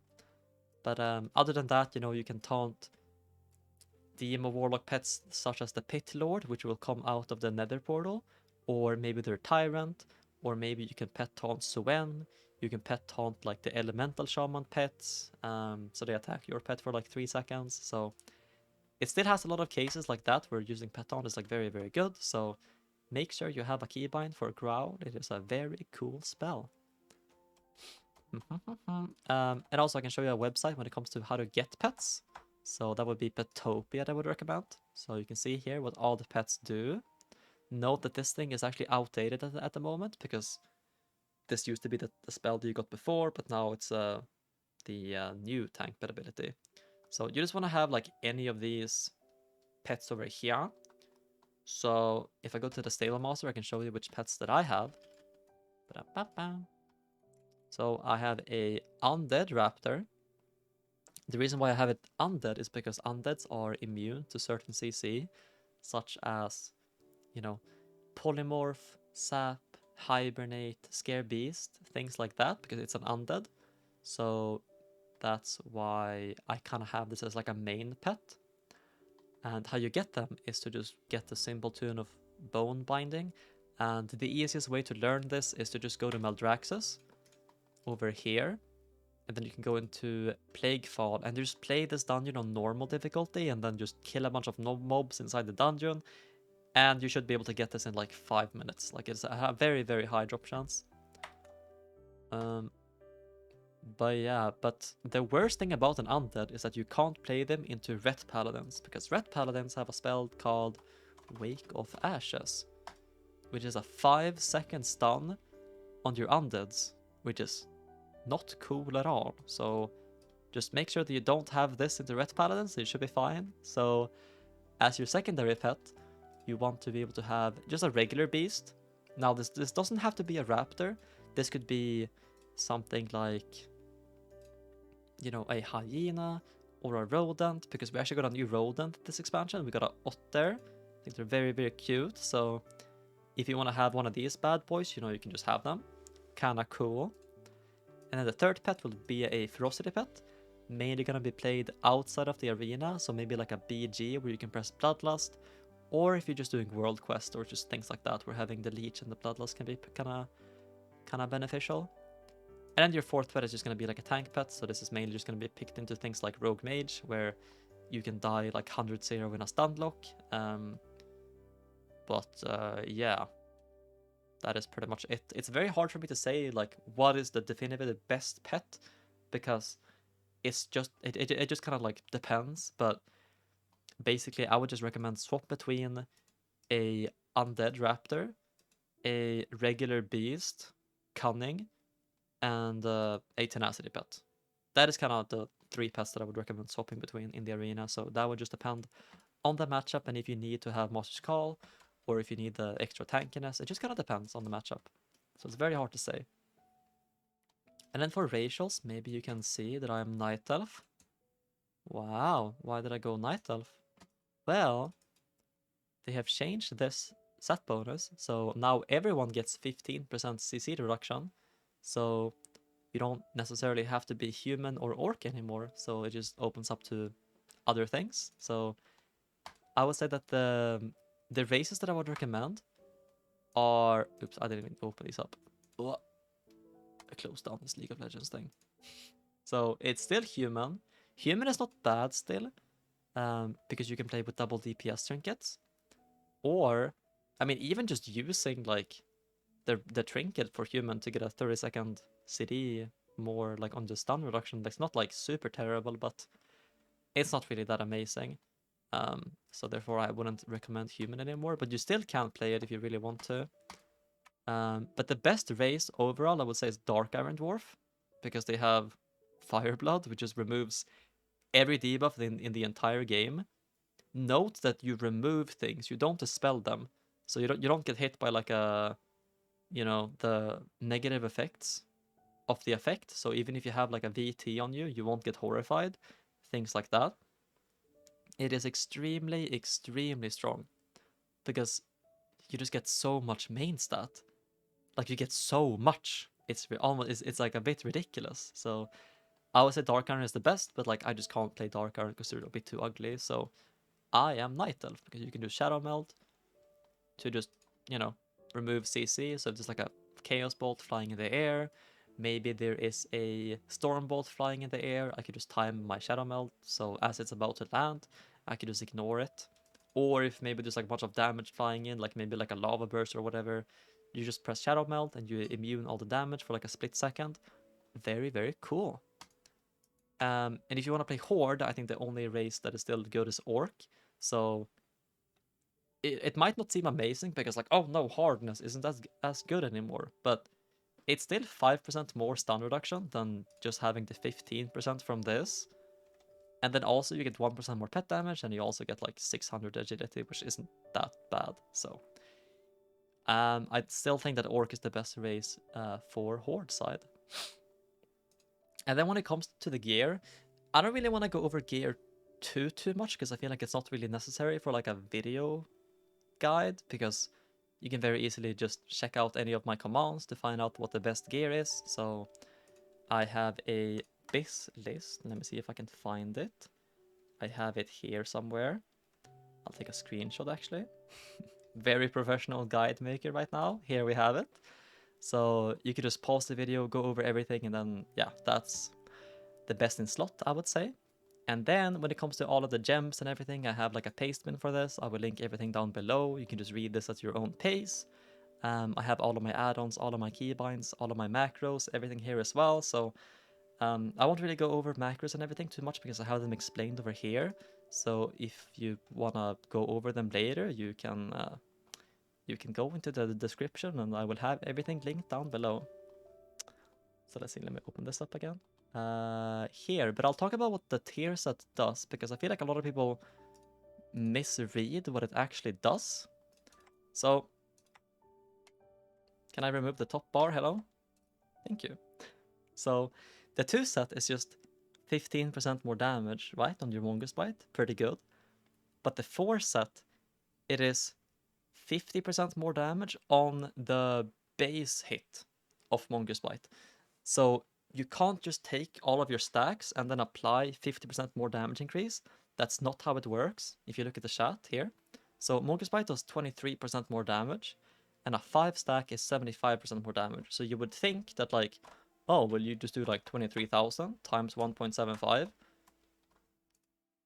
to get 40,000 damage on a Mongoose Bite, and then you might go like, oh, well, can't I just do like 40,000 times like 1.5?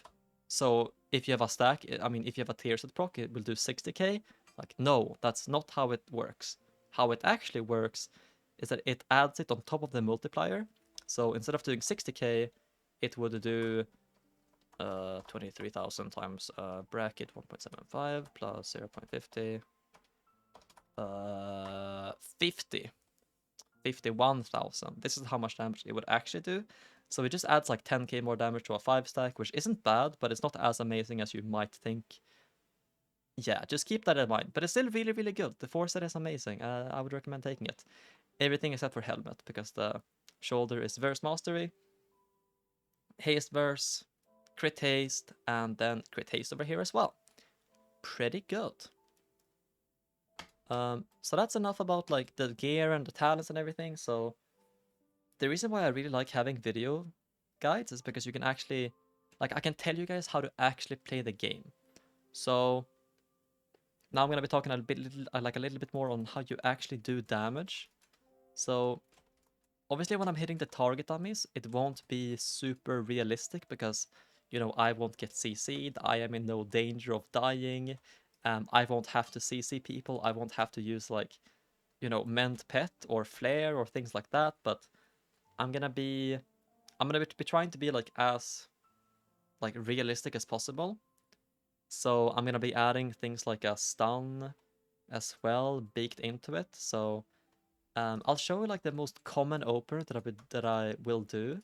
So let's pretend that this is the healer and this is the kill target. So usually how I would open the arena is to do something like an explosive shot and then death chakrams, or explosive shot and bomb, or bomb first if you have a lot of uptime. Like depending on how much time you know you can attack someone before you'll get CC'd will depend, like the rotation will change. So I guess like usually you won't have that much time before you need to stun the healer. So I guess one of the better openers you can do is to do like a bomb into explosive, into stun, death chakrams, bomb again, and then press a trap. So this would be the rotation that I would recommend for the most part, this thing over here. However, after you have landed the trap, you now kind of have like a couple of options. Either you can just press Serpent Sting and then just spam Mongoose Bite, or maybe you can do like a Serpent Sting, press Flanking Strikes, or if you're in a scenario where you know that you'll have a lot of uptime, like maybe you are playing against something like an Enhancement Shaman, right, that can't just like ignore all of your damage, you can start pressing Coordinated Assault, because the best rotation to do whenever you have Coordinated Assault active is to do this. Let me show you. So you would want to press Coordinated Assault into Kill Shot, Bomb, Mongoose Bite, Mongoose Bite, Kill Shot, Bomb, Mongoose Bite, Mongoose Bite, Kill Shot, Bomb, Mongoose Bite, I guess one more global, Kill Shot, Bomb, and then just Mongoose Bite again. And obviously here you can weave in some other spells, stuff, so, you know, things like Flanking Strikes as well if you need the mobility or anything like that. But you just want to be able to just press Killshot and Bomb the second that they're up, basically throughout the entire duration of your Coordinated Assault. So if you press this as like your first global, and then you have to waste time to apply Death Chakrams and Explosive and Serpent Sting and Pet Stun and Intim and Scatter, that would be insanely awkward. So like I would always make sure that you have pressed everything else in your toolkit before you press Coordinated Assault. So once you have done the opener where you have like applied a bomb, applied an explosive, pressed the death chakrams, serpent sing, and then now you can just do your regular rotation. I feel like at this point the rotation becomes a little bit easy because it's just like a priority system where you just try to press Mongoose Bite as much as possible, and then apply Serpent Sting whenever you can. And if you ever run low on focus, you could press Kill Command.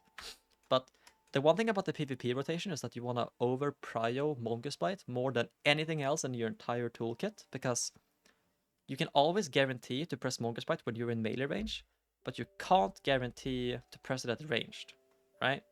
So even though in PvE it might be better to just like apply Serpent Sting here, in PvP it might be better to just do like a couple of Mongoose Bites, because you know in the future that like they will maybe blink away, or maybe you have to run away. So try to save your globals for when you're like at range, so you have always something to press when you're not in melee range. Because the best way to do damage as a survival hunter is to always have something to press. So if you look at your GCD, you wanna never ever make it so you have like gaps like this where you're not pressing something. Like this is really bad to do. Do you see how long I'm waiting before I'm pressing something? Like you always want to make sure that you press your spells like the second that they come up. Like always. You like they have to be get used. So I would say that this is the hardest thing about survival, because like what a lot of people would do from just VOD reviews that I've done is that they get too hyper fixated on pressing Mongoose Bite. So like in a scenario like this where they're walking up to someone, they just don't press anything, and then they just walk up to press Mongoose Bite. But doing this over the course of a game, you're gonna lose so much damage. Like the correct way here is to first do the bomb, and then just press Mongoose Bite, right? Or maybe just like pressing Mongoose Bite like this, walk out, press Kill Command, Serpent Sting, walk in, press bomb, and then you're back on Mongoose Biting. Here you have a couple of range globals that you can press, so you can just go out at a distance. Here I see that I have a bunch of range globals available, so I know that I can leave melee range without having to worry about my damage being awful. So I can just go back, I can walk back out, I still have globals to press. And then here my range globals are gonna fade, so I will just like slowly walk back into melee range, and then I'm back with Mongoose Bite spamming. So that is kind of the like bread and butter when it comes to actually doing damage in the arena. But then again, I feel like it's very awkward because like in a realistic sense, this isn't really how it's gonna work, because you might have to like sacrifice a lot of damage to be like close to a pillar so you don't die, for example. So even though in this scenario it might be better to just like be in melee range to do all of your damage, if the outcome of you being in melee range is that your team is gonna lose because your healer has to like overheal, or you are taking like unnecessary damage, then it's not worth it to be melee range. But that's just kind of something that like you'll pick up the more you play survival. I think that is like very, very hard, but just the more you play the game, the more you'll just get a feel of like how much you can be in melee range without you dying. So yeah. And then when it comes to the traps, I just kind of want to show something for funsies right here. Since there are kind of two ways of trapping, either you can use the cursor method, which I use, which, you know, you can just pop down your trap like this and then it's gonna work, or you can do the regular method, which is just where is steel trap? Hello. There it is, where you can see the reticle. So the worst thing about a cursor macro is that you can't see the maximum distance, except if you're like me and have an add-on. So this add-on over here, which is called range display, it will tell me how far away I am from my target. So here, without me using this add-on, it would be impossible for me to know if I can land this trap, right? But because I have the add-on, I see 40, trap is 40, I know for a fact that this trap is gonna land, right? Because otherwise you just need to have this reticle to be able to see it. Like you would just, you know, aim your traps like this, but so yeah, without having a range tracker, I feel like it is very hard to be a cursor enjoyer. But yeah, the way that you write these macros is just very simple. You just do @cursor like this. So yeah. And then again, if you have any other questions about all of my macros, I'll have them linked down below in the description. So yeah. Let's, however, talk about some in-game footage. Wowie wee wow. So I'll start out with a little 2v2 game against an assa rogue over here. Mute the video. So kind of how you want to play twos into an assa rogue is just do as much damage as you can, and then whenever they have evasion or cloak up, you just want to run instantly, because they do so much damage this expansion. It is a bit ridiculous, because healing assa rogue damage is almost impossible, so keep that in mind. And also, if you're pressing mending bandage, you want to be able to make it so the rogue can't instantly reapply the bleed. Okay, also this is going to be very, very professional. I really need to go take a piss, so I don't know, you guys can skip forward like 1 minute into the guide and just have fun.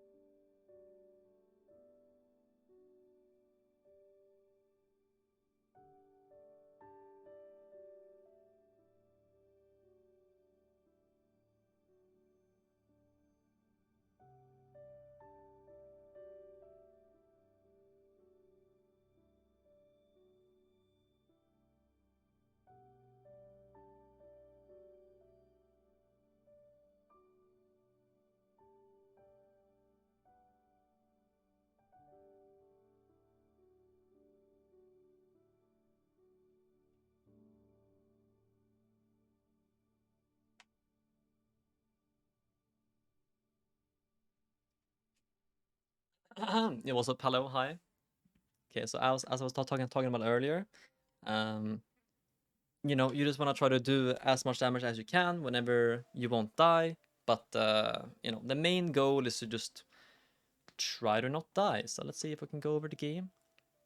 I can talk about some things that are happening. So here in the opener, you know, it's gonna kind of want to find the rogue, because the part of the game where the assa rogue is the strongest is whenever he has this buff up. So this is 50% more crit. And also his big Garrot is just like, when you come out of stealth, your Garrot is gonna do like 90% more damage. So I'm gonna do like a scatter shot just so my priest can recover, so he can't apply like, because the worst thing that can happen in the opener is that he applies like a lot of bleeds on my priest.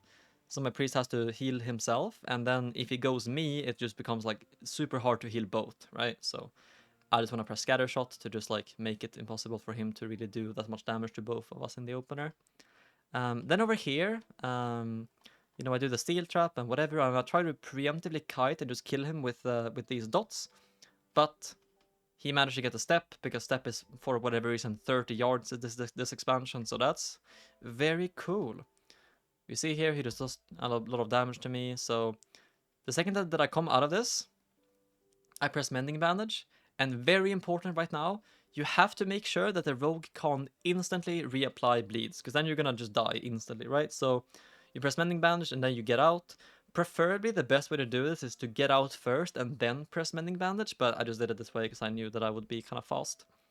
Then I just try to get away from him. I pressed coordinated assault just as like a gap closer to just get out. I get a trap on the healer over here, and then now the rogue presses death mark.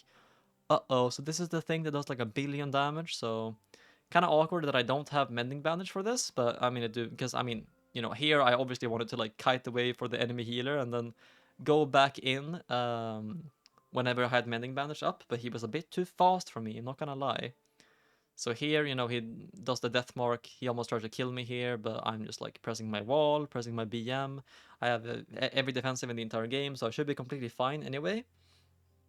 And because they have had to use so many cooldowns here, we are like very, very far ahead, even though my HP bar is like kind of low, because the rogue doesn't have trinket, the rogue has no vanish, he has no cloak, he has no evasion, the priest doesn't have a trinket either because he trinketed my trap. So as long as we can just live for like a very short period, we should be able to kill them very easily. So therefore I just like trinket so we don't fall super fucking fall behind. So here I try to go in for a trap.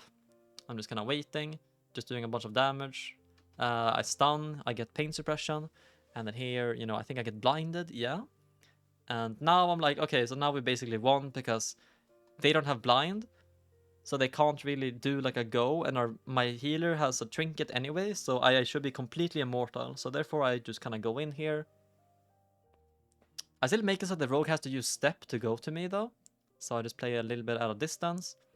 I try to feign death his step over here, but then he just step kidneys me. Does a bunch of damage, but I should be fine because I have a mending bandage out of this.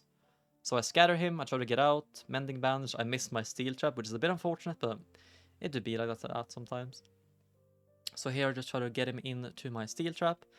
And I mean, right here, as long as we can get a trap into a fear, we should be able to win the game, because the rogue has no defensive cooldown left. So that's why I'm playing very, very aggressive right now. So here I try to get Shadow of Death, and I do. So I just do a cheeky trap after the death has landed.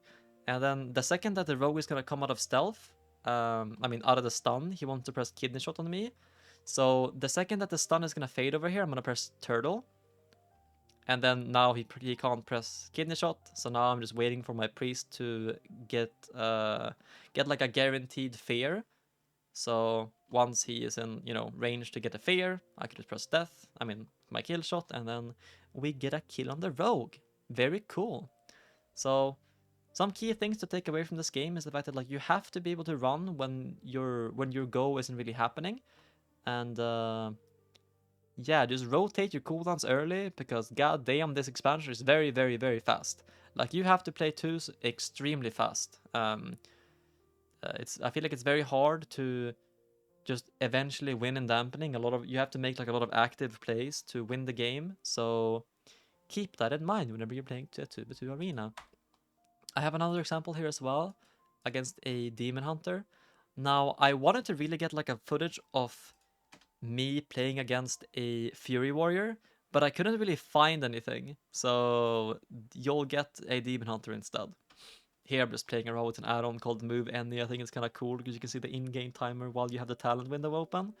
So I guess there's nothing really to talk about my talents. I feel like they're pretty default. Again, here I can't really play Sentinel because the pillars are so big, so therefore I opt into going like 2 points into natural mending, 1 point here, 1 point there, and then skipping out an Arctic Bola so I don't break CC. But other than that, everything here is like pretty basic, pretty default. The only thing that I would possibly change, looking back at it, is maybe like removing camouflage and pathfinding. Binding shackles for the 6% movement speed, because stealth here won't really make a difference, right? So, yeah. So let's see what I do in the opener here. I do the pet bug that I was talking about earlier. Not really necessary, but it's kind of fun to get the eye, so I can just kill command in the opener for a little bit of extra damage. So here the plan is to try and kill the Demon Hunter. But you can't tunnel the Demon Hunter because then the monk can just do whatever he wants. Like, you have to make it so both of them are kind of scared, because the way you have to play the matchup is, first off, you have to kill the Demon Hunter because it's a very good kill target because they can be very squishy. But also you have to use Scatter Shot and Steel Trap on the DH so you can live. So it is like a mixture of, you have to hit both, kinda.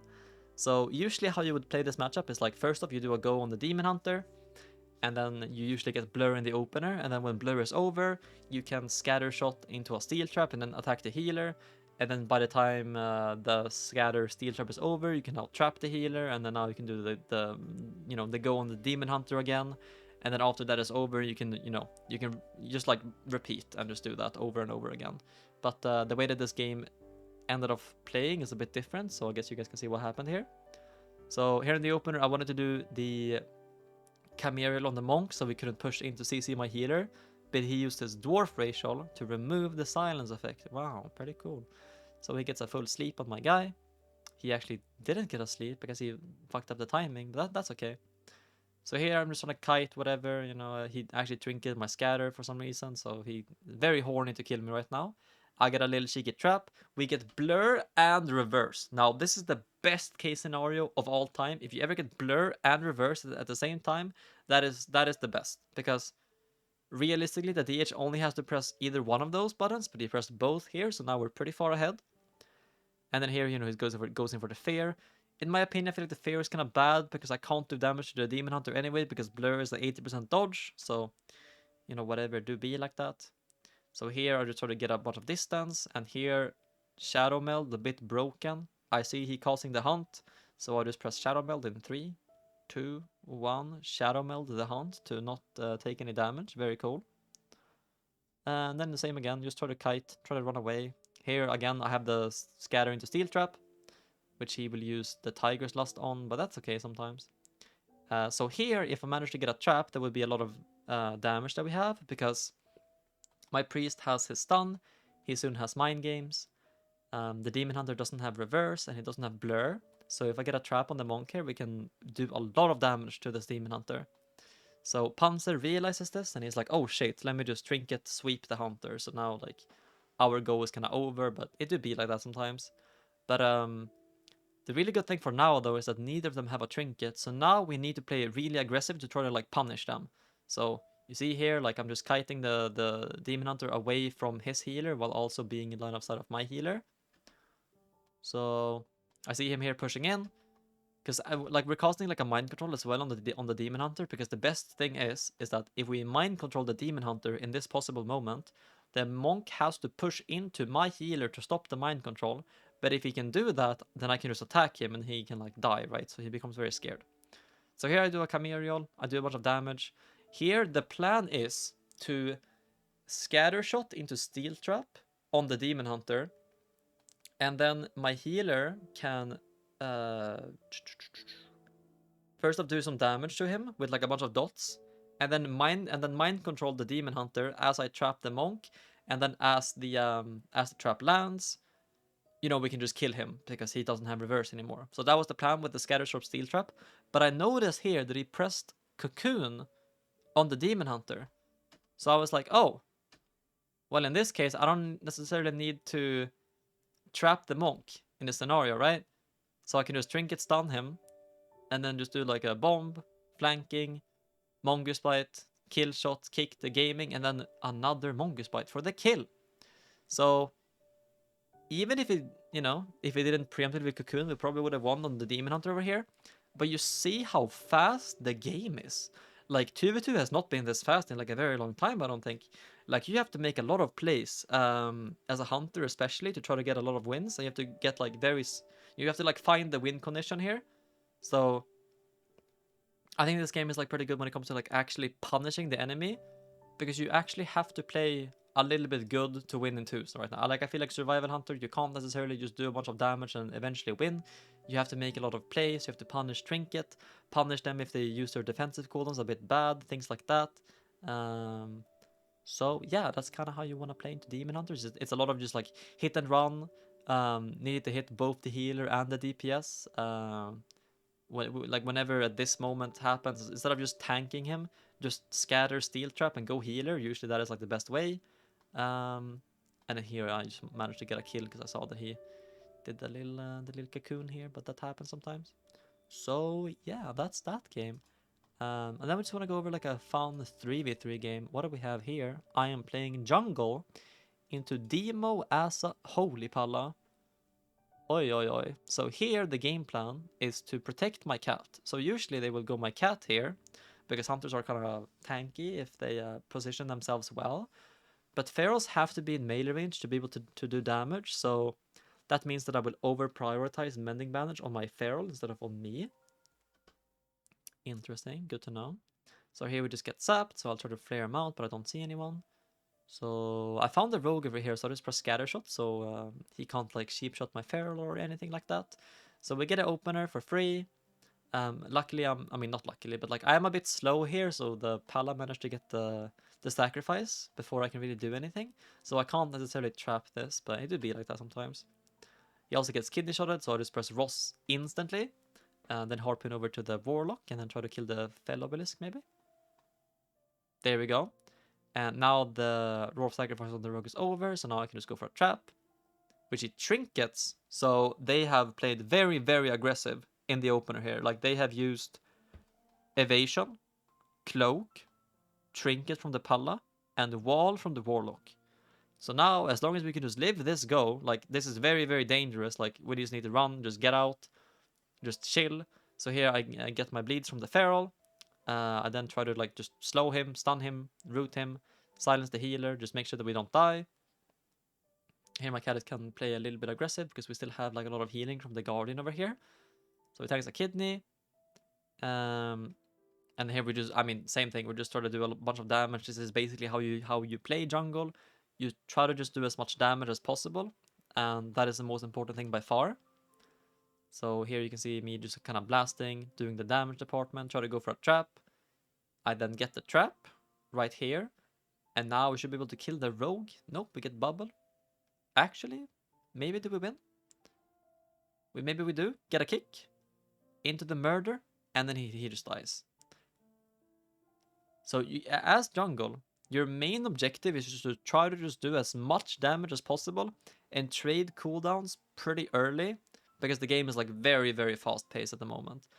But if you saw here how I was playing with my positioning, I basically just made it very hard for them to even go me, because you can see that I'm kind of like avoiding the warlock at all times. Because if I'm playing like over here, right, then the warlock can just like do damage to me and I will just like die and whatever. So like I kind of want to play like as safe as possible.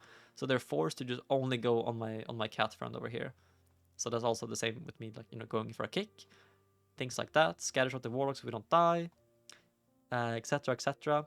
I feel like I didn't really get that much footage from like the jungle, because we didn't really play that many games, but I just wanted to show like a jungle game, and just so you guys know that it's still the exact same thing as before, where you just try to do as much damage as possible, try to negate as much damage as possible, and then you will maybe eventually win or eventually lose depending on how you play it.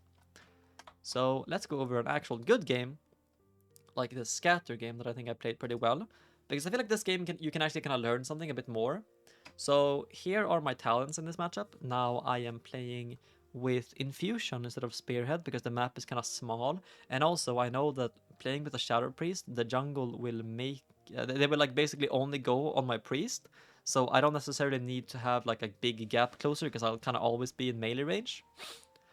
I then go for 2 points here, 2 points here, just so... because I'll have a lot of uptime, so I know that natural mending is going to give me a lot of value. And also, jungle can cleave my pet very easily, so as long as I have 2 points here, my healer doesn't have to like worry about healing my pet ever, so that is pretty cool. And then I'm also going the AoE kill shot, so I can maybe kill like the hunter pet or something like that later into the future. But yeah, on hindsight, I think it would have been better for me to pick up latent poison here. But here I was just like a big fan of Hydrospite, so I don't think it really matters too much. But if I would change a talent point here, I would probably change that. And then I'm playing Mending Band as well for the Feral Druid. Very, very cool. I drop 1 point to take the serrated shots, and then here we are. So what is the actual game plan here? Like, what am I trying to do in this arena? So I feel like it's always really good to have like an actual game plan, because you saw there in the jungle game, I had no game plan, and it was like a very like chaotic game. So you don't really necessarily want the game to be like that. You want a game that is like very controlled. So I think this game is like a perfect example, because here in the gates, I was like, okay, I want to be annoying to the hunter. And the way that you are annoying is by pressing scatter shot whenever my healer gets CC'd, because as a BM hunter, you can't really get a trap by yourself. You kind of have to get like help from your teammates, especially the feral. So whenever I see the feral going in for a stun on my healer, that is my cue to press scatter shot on the hunter, so he can't really do anything. And also I'll be trying to use harpoon to either make it so the enemy healer can't go in for a fear by just rooting him, or for me to get a trap. So those are the 2 life goals that I have right now in life. So here I just go in, try to do some damage. We see the hunter, so I just go in for some damage. And here you see he uses pet stun, so I just press scatter shot on the hunter, so he can't really do anything. And then I kind of go back to the cat, I then stun the healer, do explosive. Now, sadly here, my priest didn't really stun the feral, so he managed to leap over. So here I actually can't trap, because first off they're stacking, so that's kind of 50-50.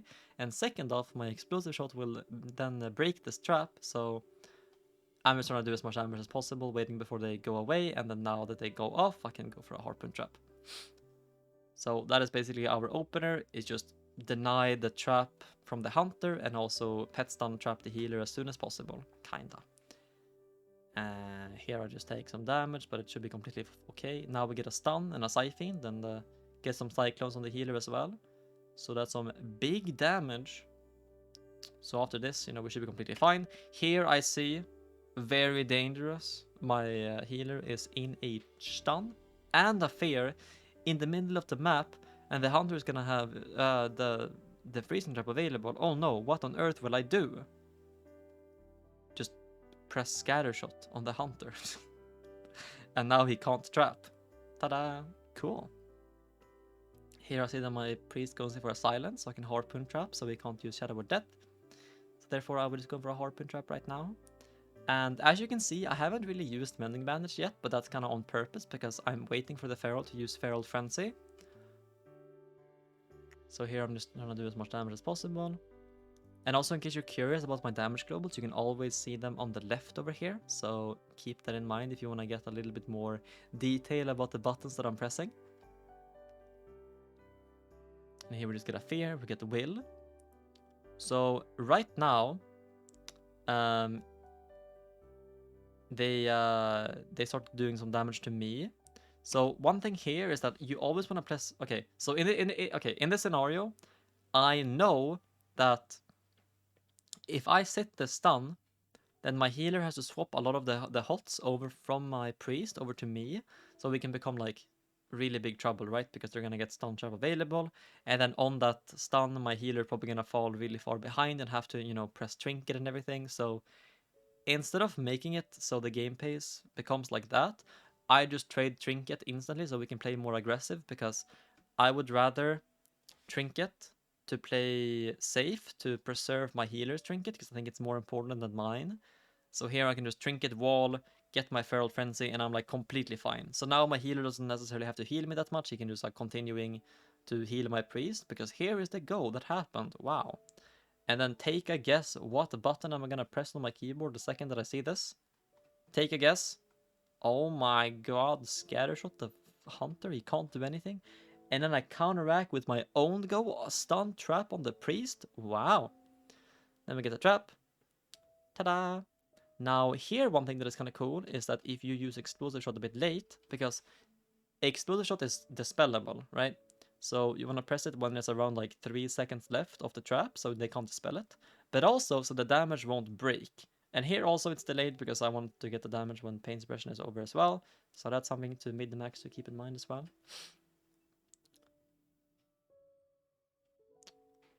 And then we're just back in the damage department. He Trinket Swap, and then we get a half fear. Still just got some damage though. Still just blasting the cat. Nothing really else happening. Right now I'm kind of just waiting before the next go to happen. Like I'm already like mentally preparing myself for the feral to go in for a stun on my healer.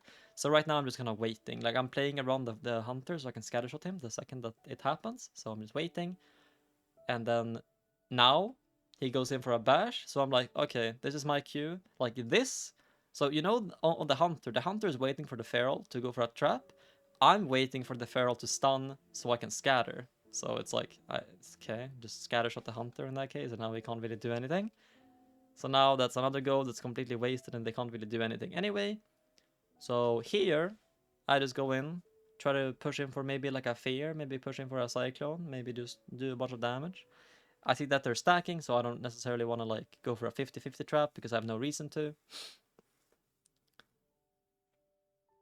I'm just doing, so here we get the fear, and then we get a bash out of it. And then I'm just doing damage to the healer for fun. And then I do a little cheeky trap. And now the game is just basically over. Like the hunter's dead, the healer is dead, the feral is dead. We got turtle over here for free. I'm just stunning the regrowth. Just do a bunch of damage. He can't, just explosive silence, like he's completely toast. There's just nothing they could have done. So yeah, this is different. If you remember the old jungle game, there was kind of like no thought behind it. It was just like just do a bunch of damage and eventually win. Here you can see how you can play the matchup in a way more controlled manner and a way more calculated manner, and it becomes, first off, it becomes way more fun to play, and it is way more rewarding to play in a way where like you have a goal in your life and then you pull it off and it feels really, really fun. Same thing with Thug Cleave, actually. There are some goals that you have, and then you try to like pull them off, and then you should be able to get a win. So even though we mess up this game a little bit, we still have like a game plan. So here against Windwalker Shadow Priest, the goal in life is to try to kill the monk, and then try to use either Scattershot or Chastise or Fear on the Shadow Priest, and then trap the healer. That is just kind of like the 3-2-1 that you would want to do. And here I want to change my talents at the very end, so let's see what I do. There we go. I go into the talent that makes it so my teammates can also attack through the wall. So this is just like a map dependent thing. So on this map, on Blackrock Hold, the monk usually will put their portal like right here in the corner, or maybe like over here. So if you're doing a go over here and the monk teleports into the room, I can just press Sentinel on the monk, and then both, I mean, my rogue can like kidney through the wall, he can attack him through the wall, my priest can do damage to him, I can harpoon through the wall and do everything. So very, very good talent. So here versus invokers, you kind of have to be a little bit scared of the what's it called, the holy ward spell. You guys know what I'm talking about, the one they become immune to CC. So here he presses the heal spell, but then, so you're immune while you're inside this, right? Yeah, I have to wait before it is over. And here you can see the 3-2-1. I just stun the guy, get a stun on the priest, and then zap the monk. Here I do a kind of a bad trap because I didn't really see that he got the double fear, but sometimes it do be like that. And now I just do a bunch of damage to the monk. They also press communion here, so we have already gotten like a lot of cooldowns. So I would say that I kind of wasted my coordinated assault because we already got everything that we wanted before the go even happened. So what did we get? We got Communion, we got Trinkets from the Monk, we got Diffuse, got his BM, got his Nimble Brew, so we are completely fine. There is no reason for me to ever be in line of sight of anyone, so I just instantly go into my little corner, into my room, and just try to not take as much damage as possible. So here, right, I do pet passive because the way that monks work, they want to leg sweep and then press Tiger Palm to apply a crit buff. Now, hunters can just like negate this entire mechanic by just pressing Roar of Sacrifice on the healer, or like on whoever he presses Tiger Palm on. So you can see here, if I had my pet on the monk, my pet would have gotten leg swept, right? But now, because my pet is like over here, I can just press Roar of Sacrifice on the Tiger Palm, and my healer literally can't die. And then we also gouge the Shadow Priest, and then I just like press Scatter Shot on the monk, and we are completely fine. There's no way that my priest ever dies here, but then he kind of like presses the Guardian anyway, but it would be like that sometimes, I guess. So now we got the Nullifying Shroud, so here I instantly do a Camerial to try to slow him down and silence him, so my rogue and the priest can purge off all of these stacks if possible. So here we got 1, here we got 2, and then we got 3. So now we have removed everything, and then my rogue goes for a sheep shot. And then right now the goal is my priest will go in for a fear on the Shadow Priest, so he can't master spell the trap. But then, very unfortunate, we get silenced as he tries to go in for a fear, and then we just tank a triple fear on our own go. Oh no. So now the go is just basically over. Nothing is really gonna happen. Unless the Shadow Priest kind of trolled. He didn't press Master Spell. So we were like, okay, let's continue. I'm blinding. Let's go. So he goes for the Vanish Sap into the blind. We got Karma and Trinket. And we're like, oh my god, cool. Guys, now we just need to live. We are so far ahead in cooldowns. It's like 1 minute in. Now I can just like use Scattershot defensively so we don't die. So I tell my rogue just like, hey bro, let me Scattershot the Fist of Fury so you don't die, man. And he's like, sure. And then I scatter, and then we're completely fine. I do a little steel trap before his Tiger Palm, Tiger Lust comes up. So we can reset. We should be completely fine. And then here I have stun trap available. So I'm just like letting my team know like, hey, I'm gonna go in for a stun trap. Let's go. Here he presses port, but if you remember before with the Sentinel, oh my god. I missed my trap also because he gripped it because we had no CC because I kind of wasted my scatter on the monk anyway, but that would be like that sometimes. Sentinel harpooned through the wall, which forces him to teleport again, and then now we just got a full kidney. Very cool. And I think here we should be going for a fear. Oh, we get an MC, and then he just gripped away. So now we should be just, I don't know, I mean, you can see that the game plan that I have, like, just try to not die, so that's why I did the steel trap on the priest, and also just, like, get away from the room. I never want to be in line of sight to take unnecessary damage if I have to, like, the best way to play is to try to not take any damage in the first place, so just make it so, like, your positioning is very awkward for the enemy team to try to do anything. So here I just do the most random Camerial on the priest, on the evoker just for fun. Here I'm letting my team know that I have Scattershot, so if I ever land a trap, I can press Scattershot on the priest, so he can't master spell. So that happens right here. I just go in for a trap. We go in for a fear. I kind of waste my scatter again because I didn't see that he went for a double fear. So even though the game is kind of sloppy, like you can still see the game plan that we had. So like it doesn't really matter if you fuck up. You still have some things you can do anyway. So here he just trinkets, swaps, and then that's the go. But since they have overlapped more cooldowns than we have, we should be able to win next go, because I have stun trap scatter available and the monk doesn't have a trinket, so we should be able to win the game here. So here, I just press wall, I just press BM, it's kind of like whatever, I try to run as much as I can.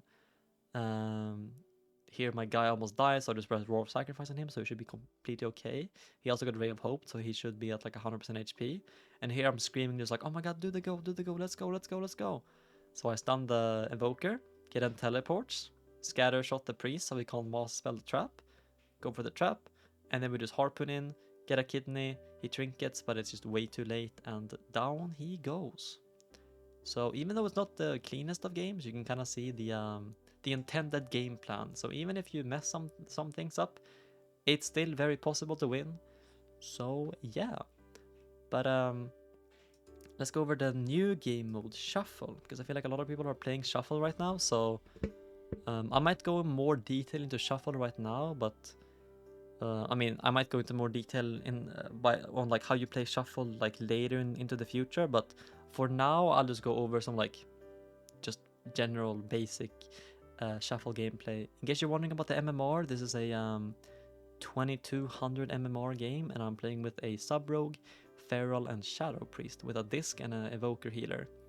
So usually the best way to play the game is to actually not stun the healer, but instead use your stun to peel for your teammates. I'm not really gonna do that this game though, because I'm playing with a Sub Rogue, and Sub Rogues, you know, they don't really wanna like, you know, I don't wanna stun and be annoying, so I'm just gonna let my Sub Rogue stun for me, and then I will just like stun the healer and like do whatever. But that is something to keep in mind. That I see a lot of people, they just always stun the healer, but I swear it's almost better to stun either the kill target or stun the off target usually. And you know, the reason why is because if you're stunning the healer, now the enemy healer can't heal, but usually dampening is so high anyway that it becomes hard to heal regardless.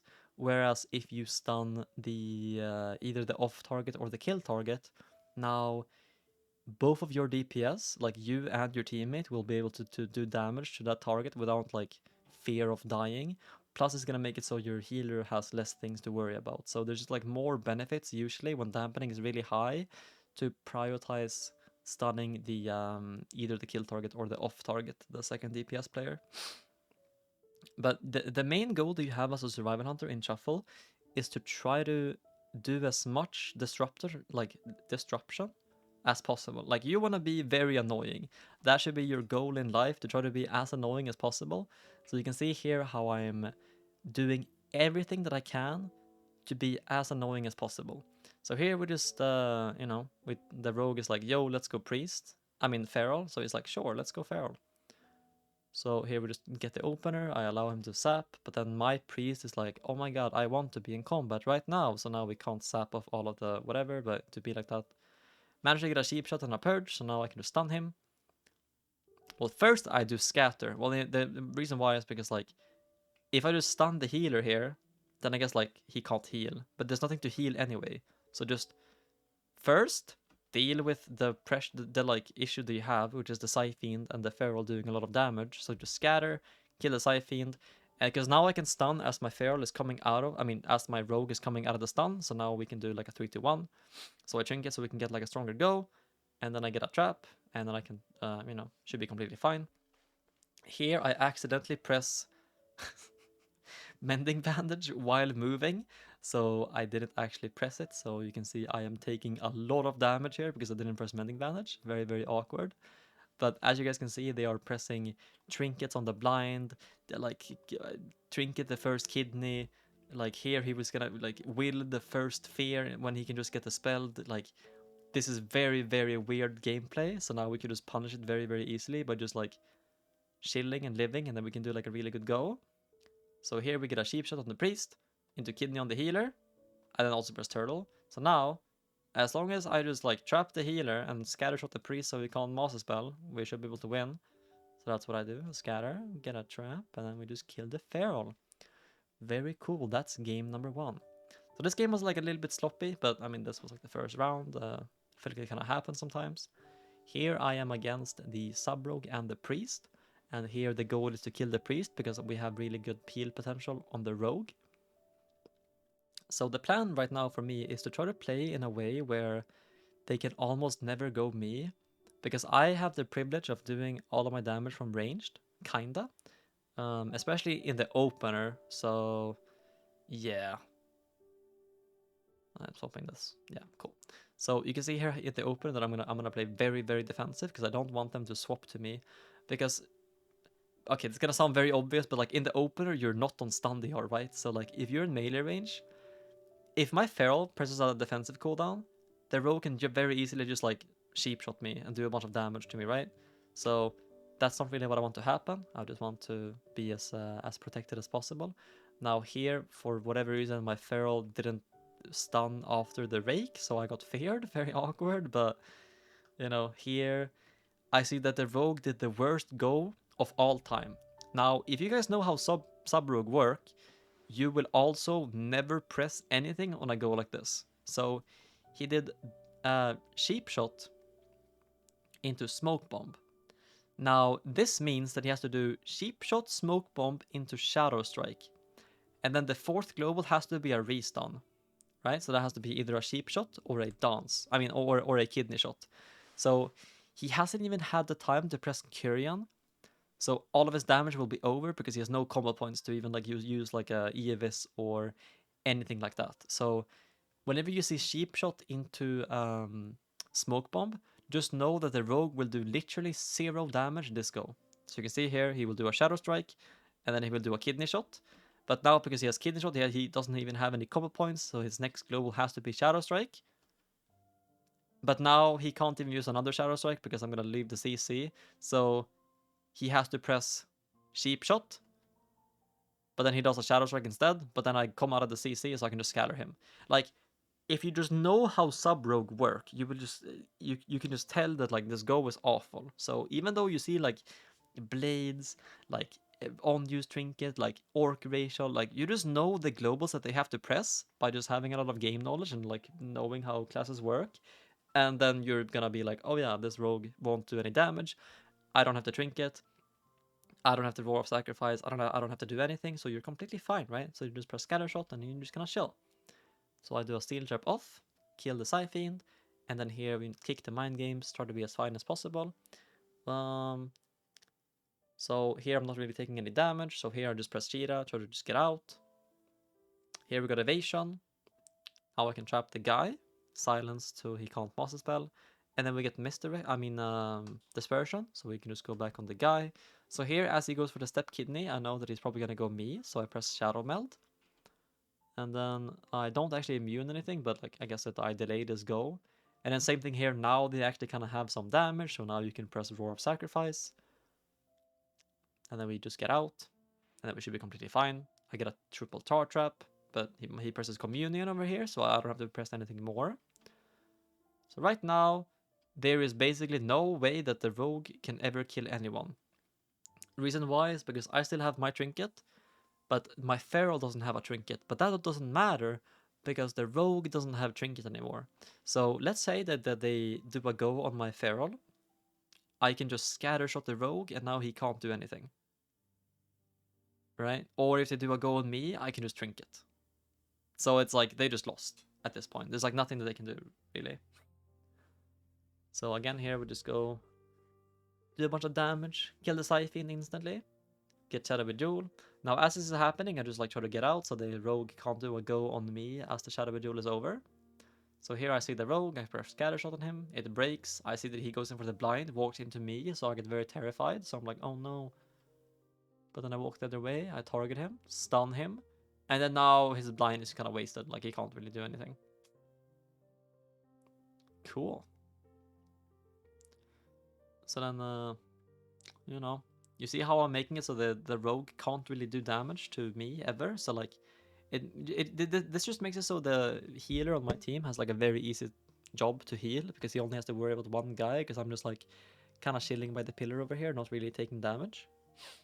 So here just going for a trap.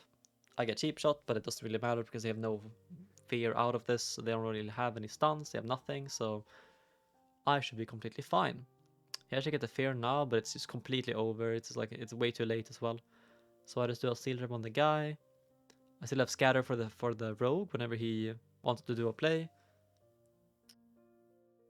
So here I just scatter him. And I just walk out, go for the little cheeky trap. And as I do the trap, you can see that I'm like preemptively kiting. This is something that I will do like a lot without even thinking about it. Just like preemptively kite before they can do the go. Wait until they will use their CC. And then when I see that they're committed on going on your teammate, then you can go back in. So here, like I know that they can't kill me, so therefore I can just like kill the priest. Whereas like if I would have, I don't know, trapped the priest and then go back into them, they could have very easily just stunned me. But here, because I was already so far away, they couldn't really like do anything. So they were committed onto going on my teammates. And then once they are committed, then you can go back in. So now I have the Shadow Priest on my team. So here the plan is to just kill the Druid usually, because if the Druid can sit in bear form the entire game, and you can force him to be bear form, he won't do any damage, and if he's not doing any damage, then they can't kill us, right? So yeah. So here is swapping the Mending Bandage, very cool. I try to get combat as soon as I can, because I don't want the Rogue to go for a sap. So that's why I do the Serpent's thing. And then we found the Rogue, so even though here the intention is to go on the Feral, we applied like VT, VT, DP, and Shadow Word Pain on the guy. I just want to scatter shot the Feral. Now, my priest cannot trinket feared the Feral, so this was a little bit of an overlap, but it do happen sometimes. And then I just press Mending Bandage, but I don't really want to press Roar of Sacrifice because we're already using so much. We're using Scattershot and Fear defensively and Stun defensively, so I feel like using Ross here wouldn't really be necessary because I can just save it for next go. Then we just get a sleep. I can now just go in for a trap on the healer, which I get right now. And then now with the blind, now I can press Roar of Sacrifice. I think. Do I? Yeah, there we go. And also you can see how I'm playing the game right now. Like, I haven't gotten stunned once the entire game. And I'm still top damage. Because I haven't really been melee range the entire game. So, like, it's not that they are ignoring me. That's not really what's happening. Like, if I was in melee range right now, I would have taken so much damage. It would have been really hard for my healer to heal. I mean, they would have done like a billion DPS because the Feral can just cleave, the Rogue can just sheep shot whoever he wants. And it would be like a really, really bad time. But because I'm playing like this, where they can't really do anything, it becomes insanely easy for my healer to heal.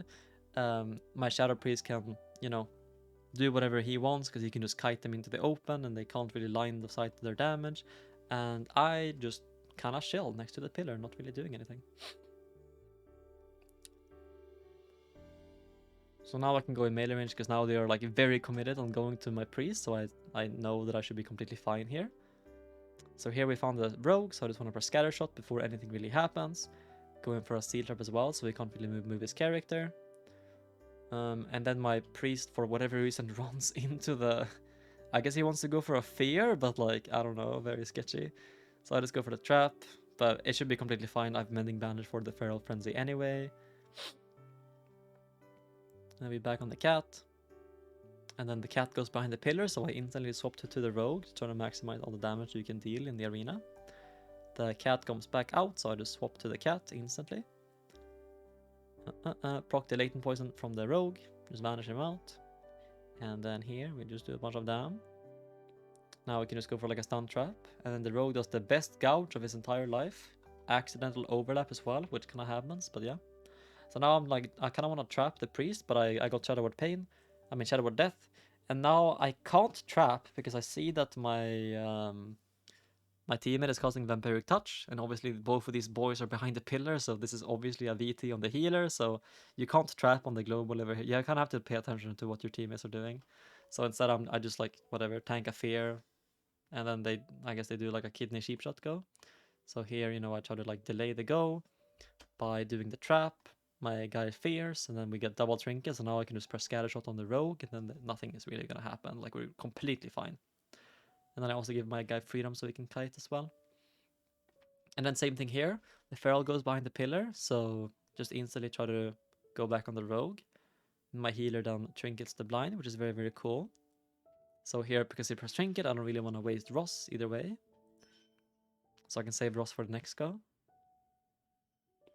And the same thing here, like, if you're seeing how I'm playing, like, I'm making it so it's impossible, because, okay, like, I keep hearing about people that play survival, and then, like, they are dying all the time, and, like, whatever, and, like, now that you're seeing this gameplay, like, you might say, like, oh my god, but this is not how my games happen, like, I just die all the time.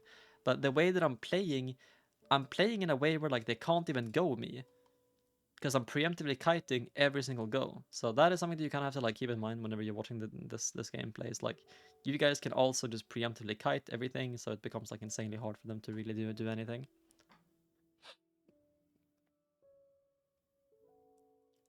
And then what happens here? Do some damage. Proc latent poison. Trap the healer. I don't know, just go back on the cat. Flare the rogue so he can't go for like a stealth. Tar trap the rogue so he becomes sad. Get a full fear. Get a bandage on the Feral Frenzy, and then just Shadow Word Death, and then kablam. Maybe. Scatter shot the healer for a millisecond, and then he dies. Cool. That's the round. And then the fourth game. What do we have here? Shadow Breeze Evoker. I swapped my trinket because I kind of realized that they can't kill me. So play with survival tactics here. Or maybe I keep... Nah, I swap the trinket because they can't really kill me anyway. And then same thing here. Notice I can't play Wilderness Medicine because there's Shadow Priest on the enemy team.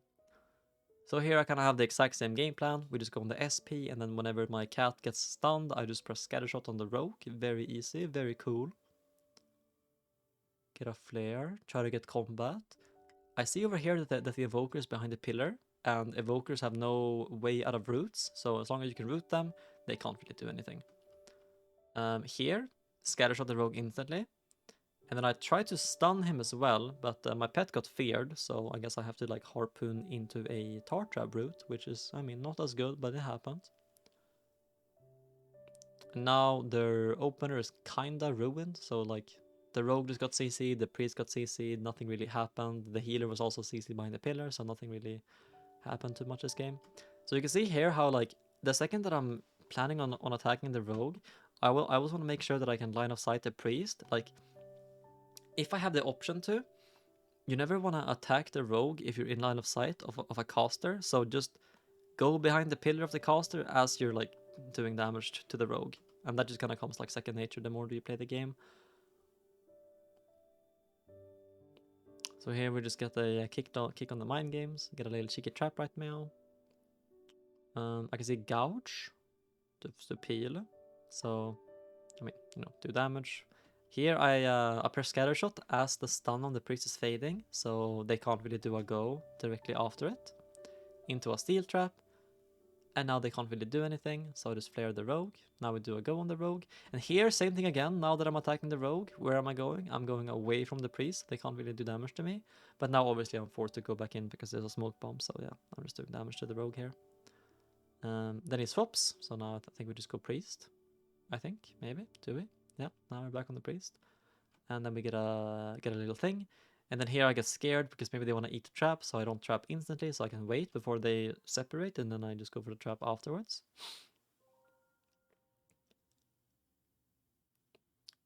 And then here, even if they do a go on our cat, which should be completely fine, I found the rogue here, so I can just press Scattershot on him into a steel trap. And then now the rogue, he literally can't play. Like, he is so sad. Like, he even trinkets the fucking steel trap, but then I just got another root.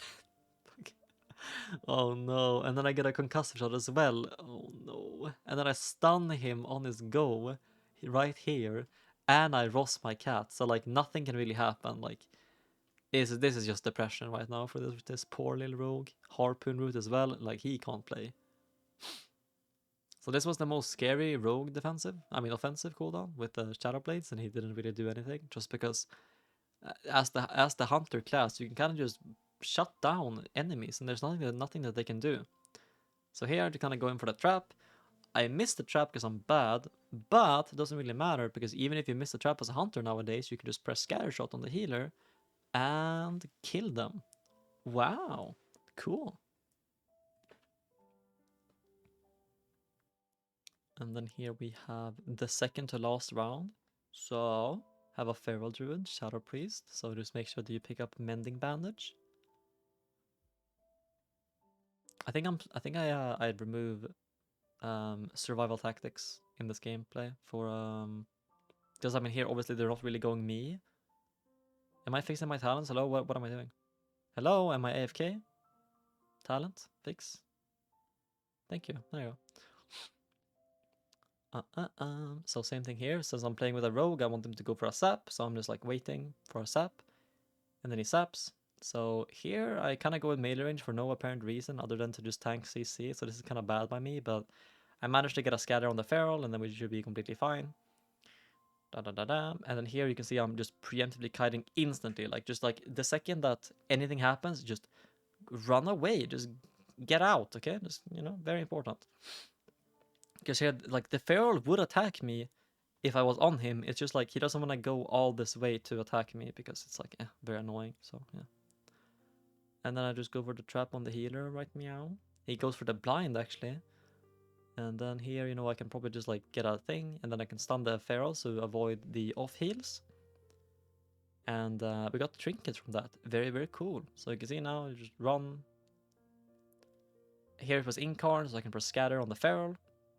It was on DR unfortunately because he pressed E gouge before, but that's okay. Here just kind of targets me, so I just like press disengage, run away, press a tar trap, so he can't, you know, like even if he wanted to go me here, he literally can't go me, because if I run to the pillar, tar trap the pillar, and then I run around it, he can never reach me ever again. So he just kind of gives up and he goes back on the rogue. And then I just do the trap. And we're back on the priest over here, kill the Psy Fiend. And again, get the Feral Frenzy. And here I'm allowed to be melee range because they're not really attacking me, but the second that they go on me, I'm just gonna go back to the pillar and just like, yeah. So here let's go for the Camerial so he can't fear. And then here my rogue got in the maim, and then when he got maimed, I just pressed scatter shot on the feral, so even though my rogue got stunned, he is like completely fine. So then he cheap shots from me, so I can go for a trap. I can then tar trap the feral so he can't attack me, and then I just run away. And then I can just go back in because he's just kind of attacking my rogue instead. Then I go back on the feral, so the first up the feral can attack me, and also because like he's in bear form, you know, so go back on the priest here. And here, up and coming, we should be able to win the game because I have stun trap available. So got a really, really good gouge into a steel trap so we can't chase because he has to shapeshift. So, you know, I try to get a stun right now, but my pet is like very slowly walking into the healer. So we got a blind instead, but I feel like by now the game is just kind of over. I get a massive latent poison for 36k, and then bada bing, bada boom, my guy just gonna die like that. And then last game over here, I still have the guy on my team, so it's the exact same thing where just go feral and then press scatter shot of the rogue so we don't die. And it like this basically goes for almost every single matchup that you're playing in Shuffle, where if there's one guy on the enemy team that you can just CC forever, just put them in a wheelchair so they can't play. Like, your job as a survival hunter is just to be like as annoying as possible, because a lot of your defensive cooldowns won't really come from just like having like a big evasion or cloak or vanish or whatever. It's like just making it so the enemy team can't play. And also, a lot of your defensive cooldowns can also be used to save your teammates, so you are a very good supportive class as well. So here he just trinkets. So I just get his Feral Frenzy, do a bunch of damage. I don't necessarily need to scatter. Okay, I scatter right now on the rogue on his blade, so we can't really play. And then here we just have so much cleave damage, it's like a little bit ridiculous. So here there's evasion, cloak on the rogue, I mean just EV. Time dilation on the feral, so just attack the healer, because he's like probably the best target right now. Got a mind games as well.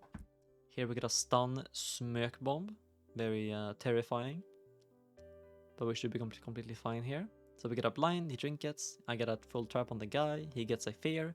Now, by this time, it's the exact same thing as before, where the rogue trinkets, so now he has 0 kill pressure ever. So they could maybe punish the fact that my priest doesn't have dispersion or trinket, or the fact that my healer doesn't have trinket. But this doesn't matter anymore because he doesn't have trinket. So like now, if they are ever in a scenario where they can kill our team, I can just press scattershot on the rogue and he can't do anything. So yeah, like here he just gets kidney shotted, I then just scatter the rogue, stop the sleepwalk, and then now nothing happened. I also mending bandaged the feral frenzy, so my team is completely fine and they can't really do anything. So here they start to go with me, so I just like try to kite away. I trinket instantly so I don't fall behind. And then you can see how I'm like posturing like over here, so like if they want to go me, I would just drag them into this room and then they can't get healed and then they would just die eventually. So therefore, you know, their healer does the smart play to just like kite them back out so they don't die.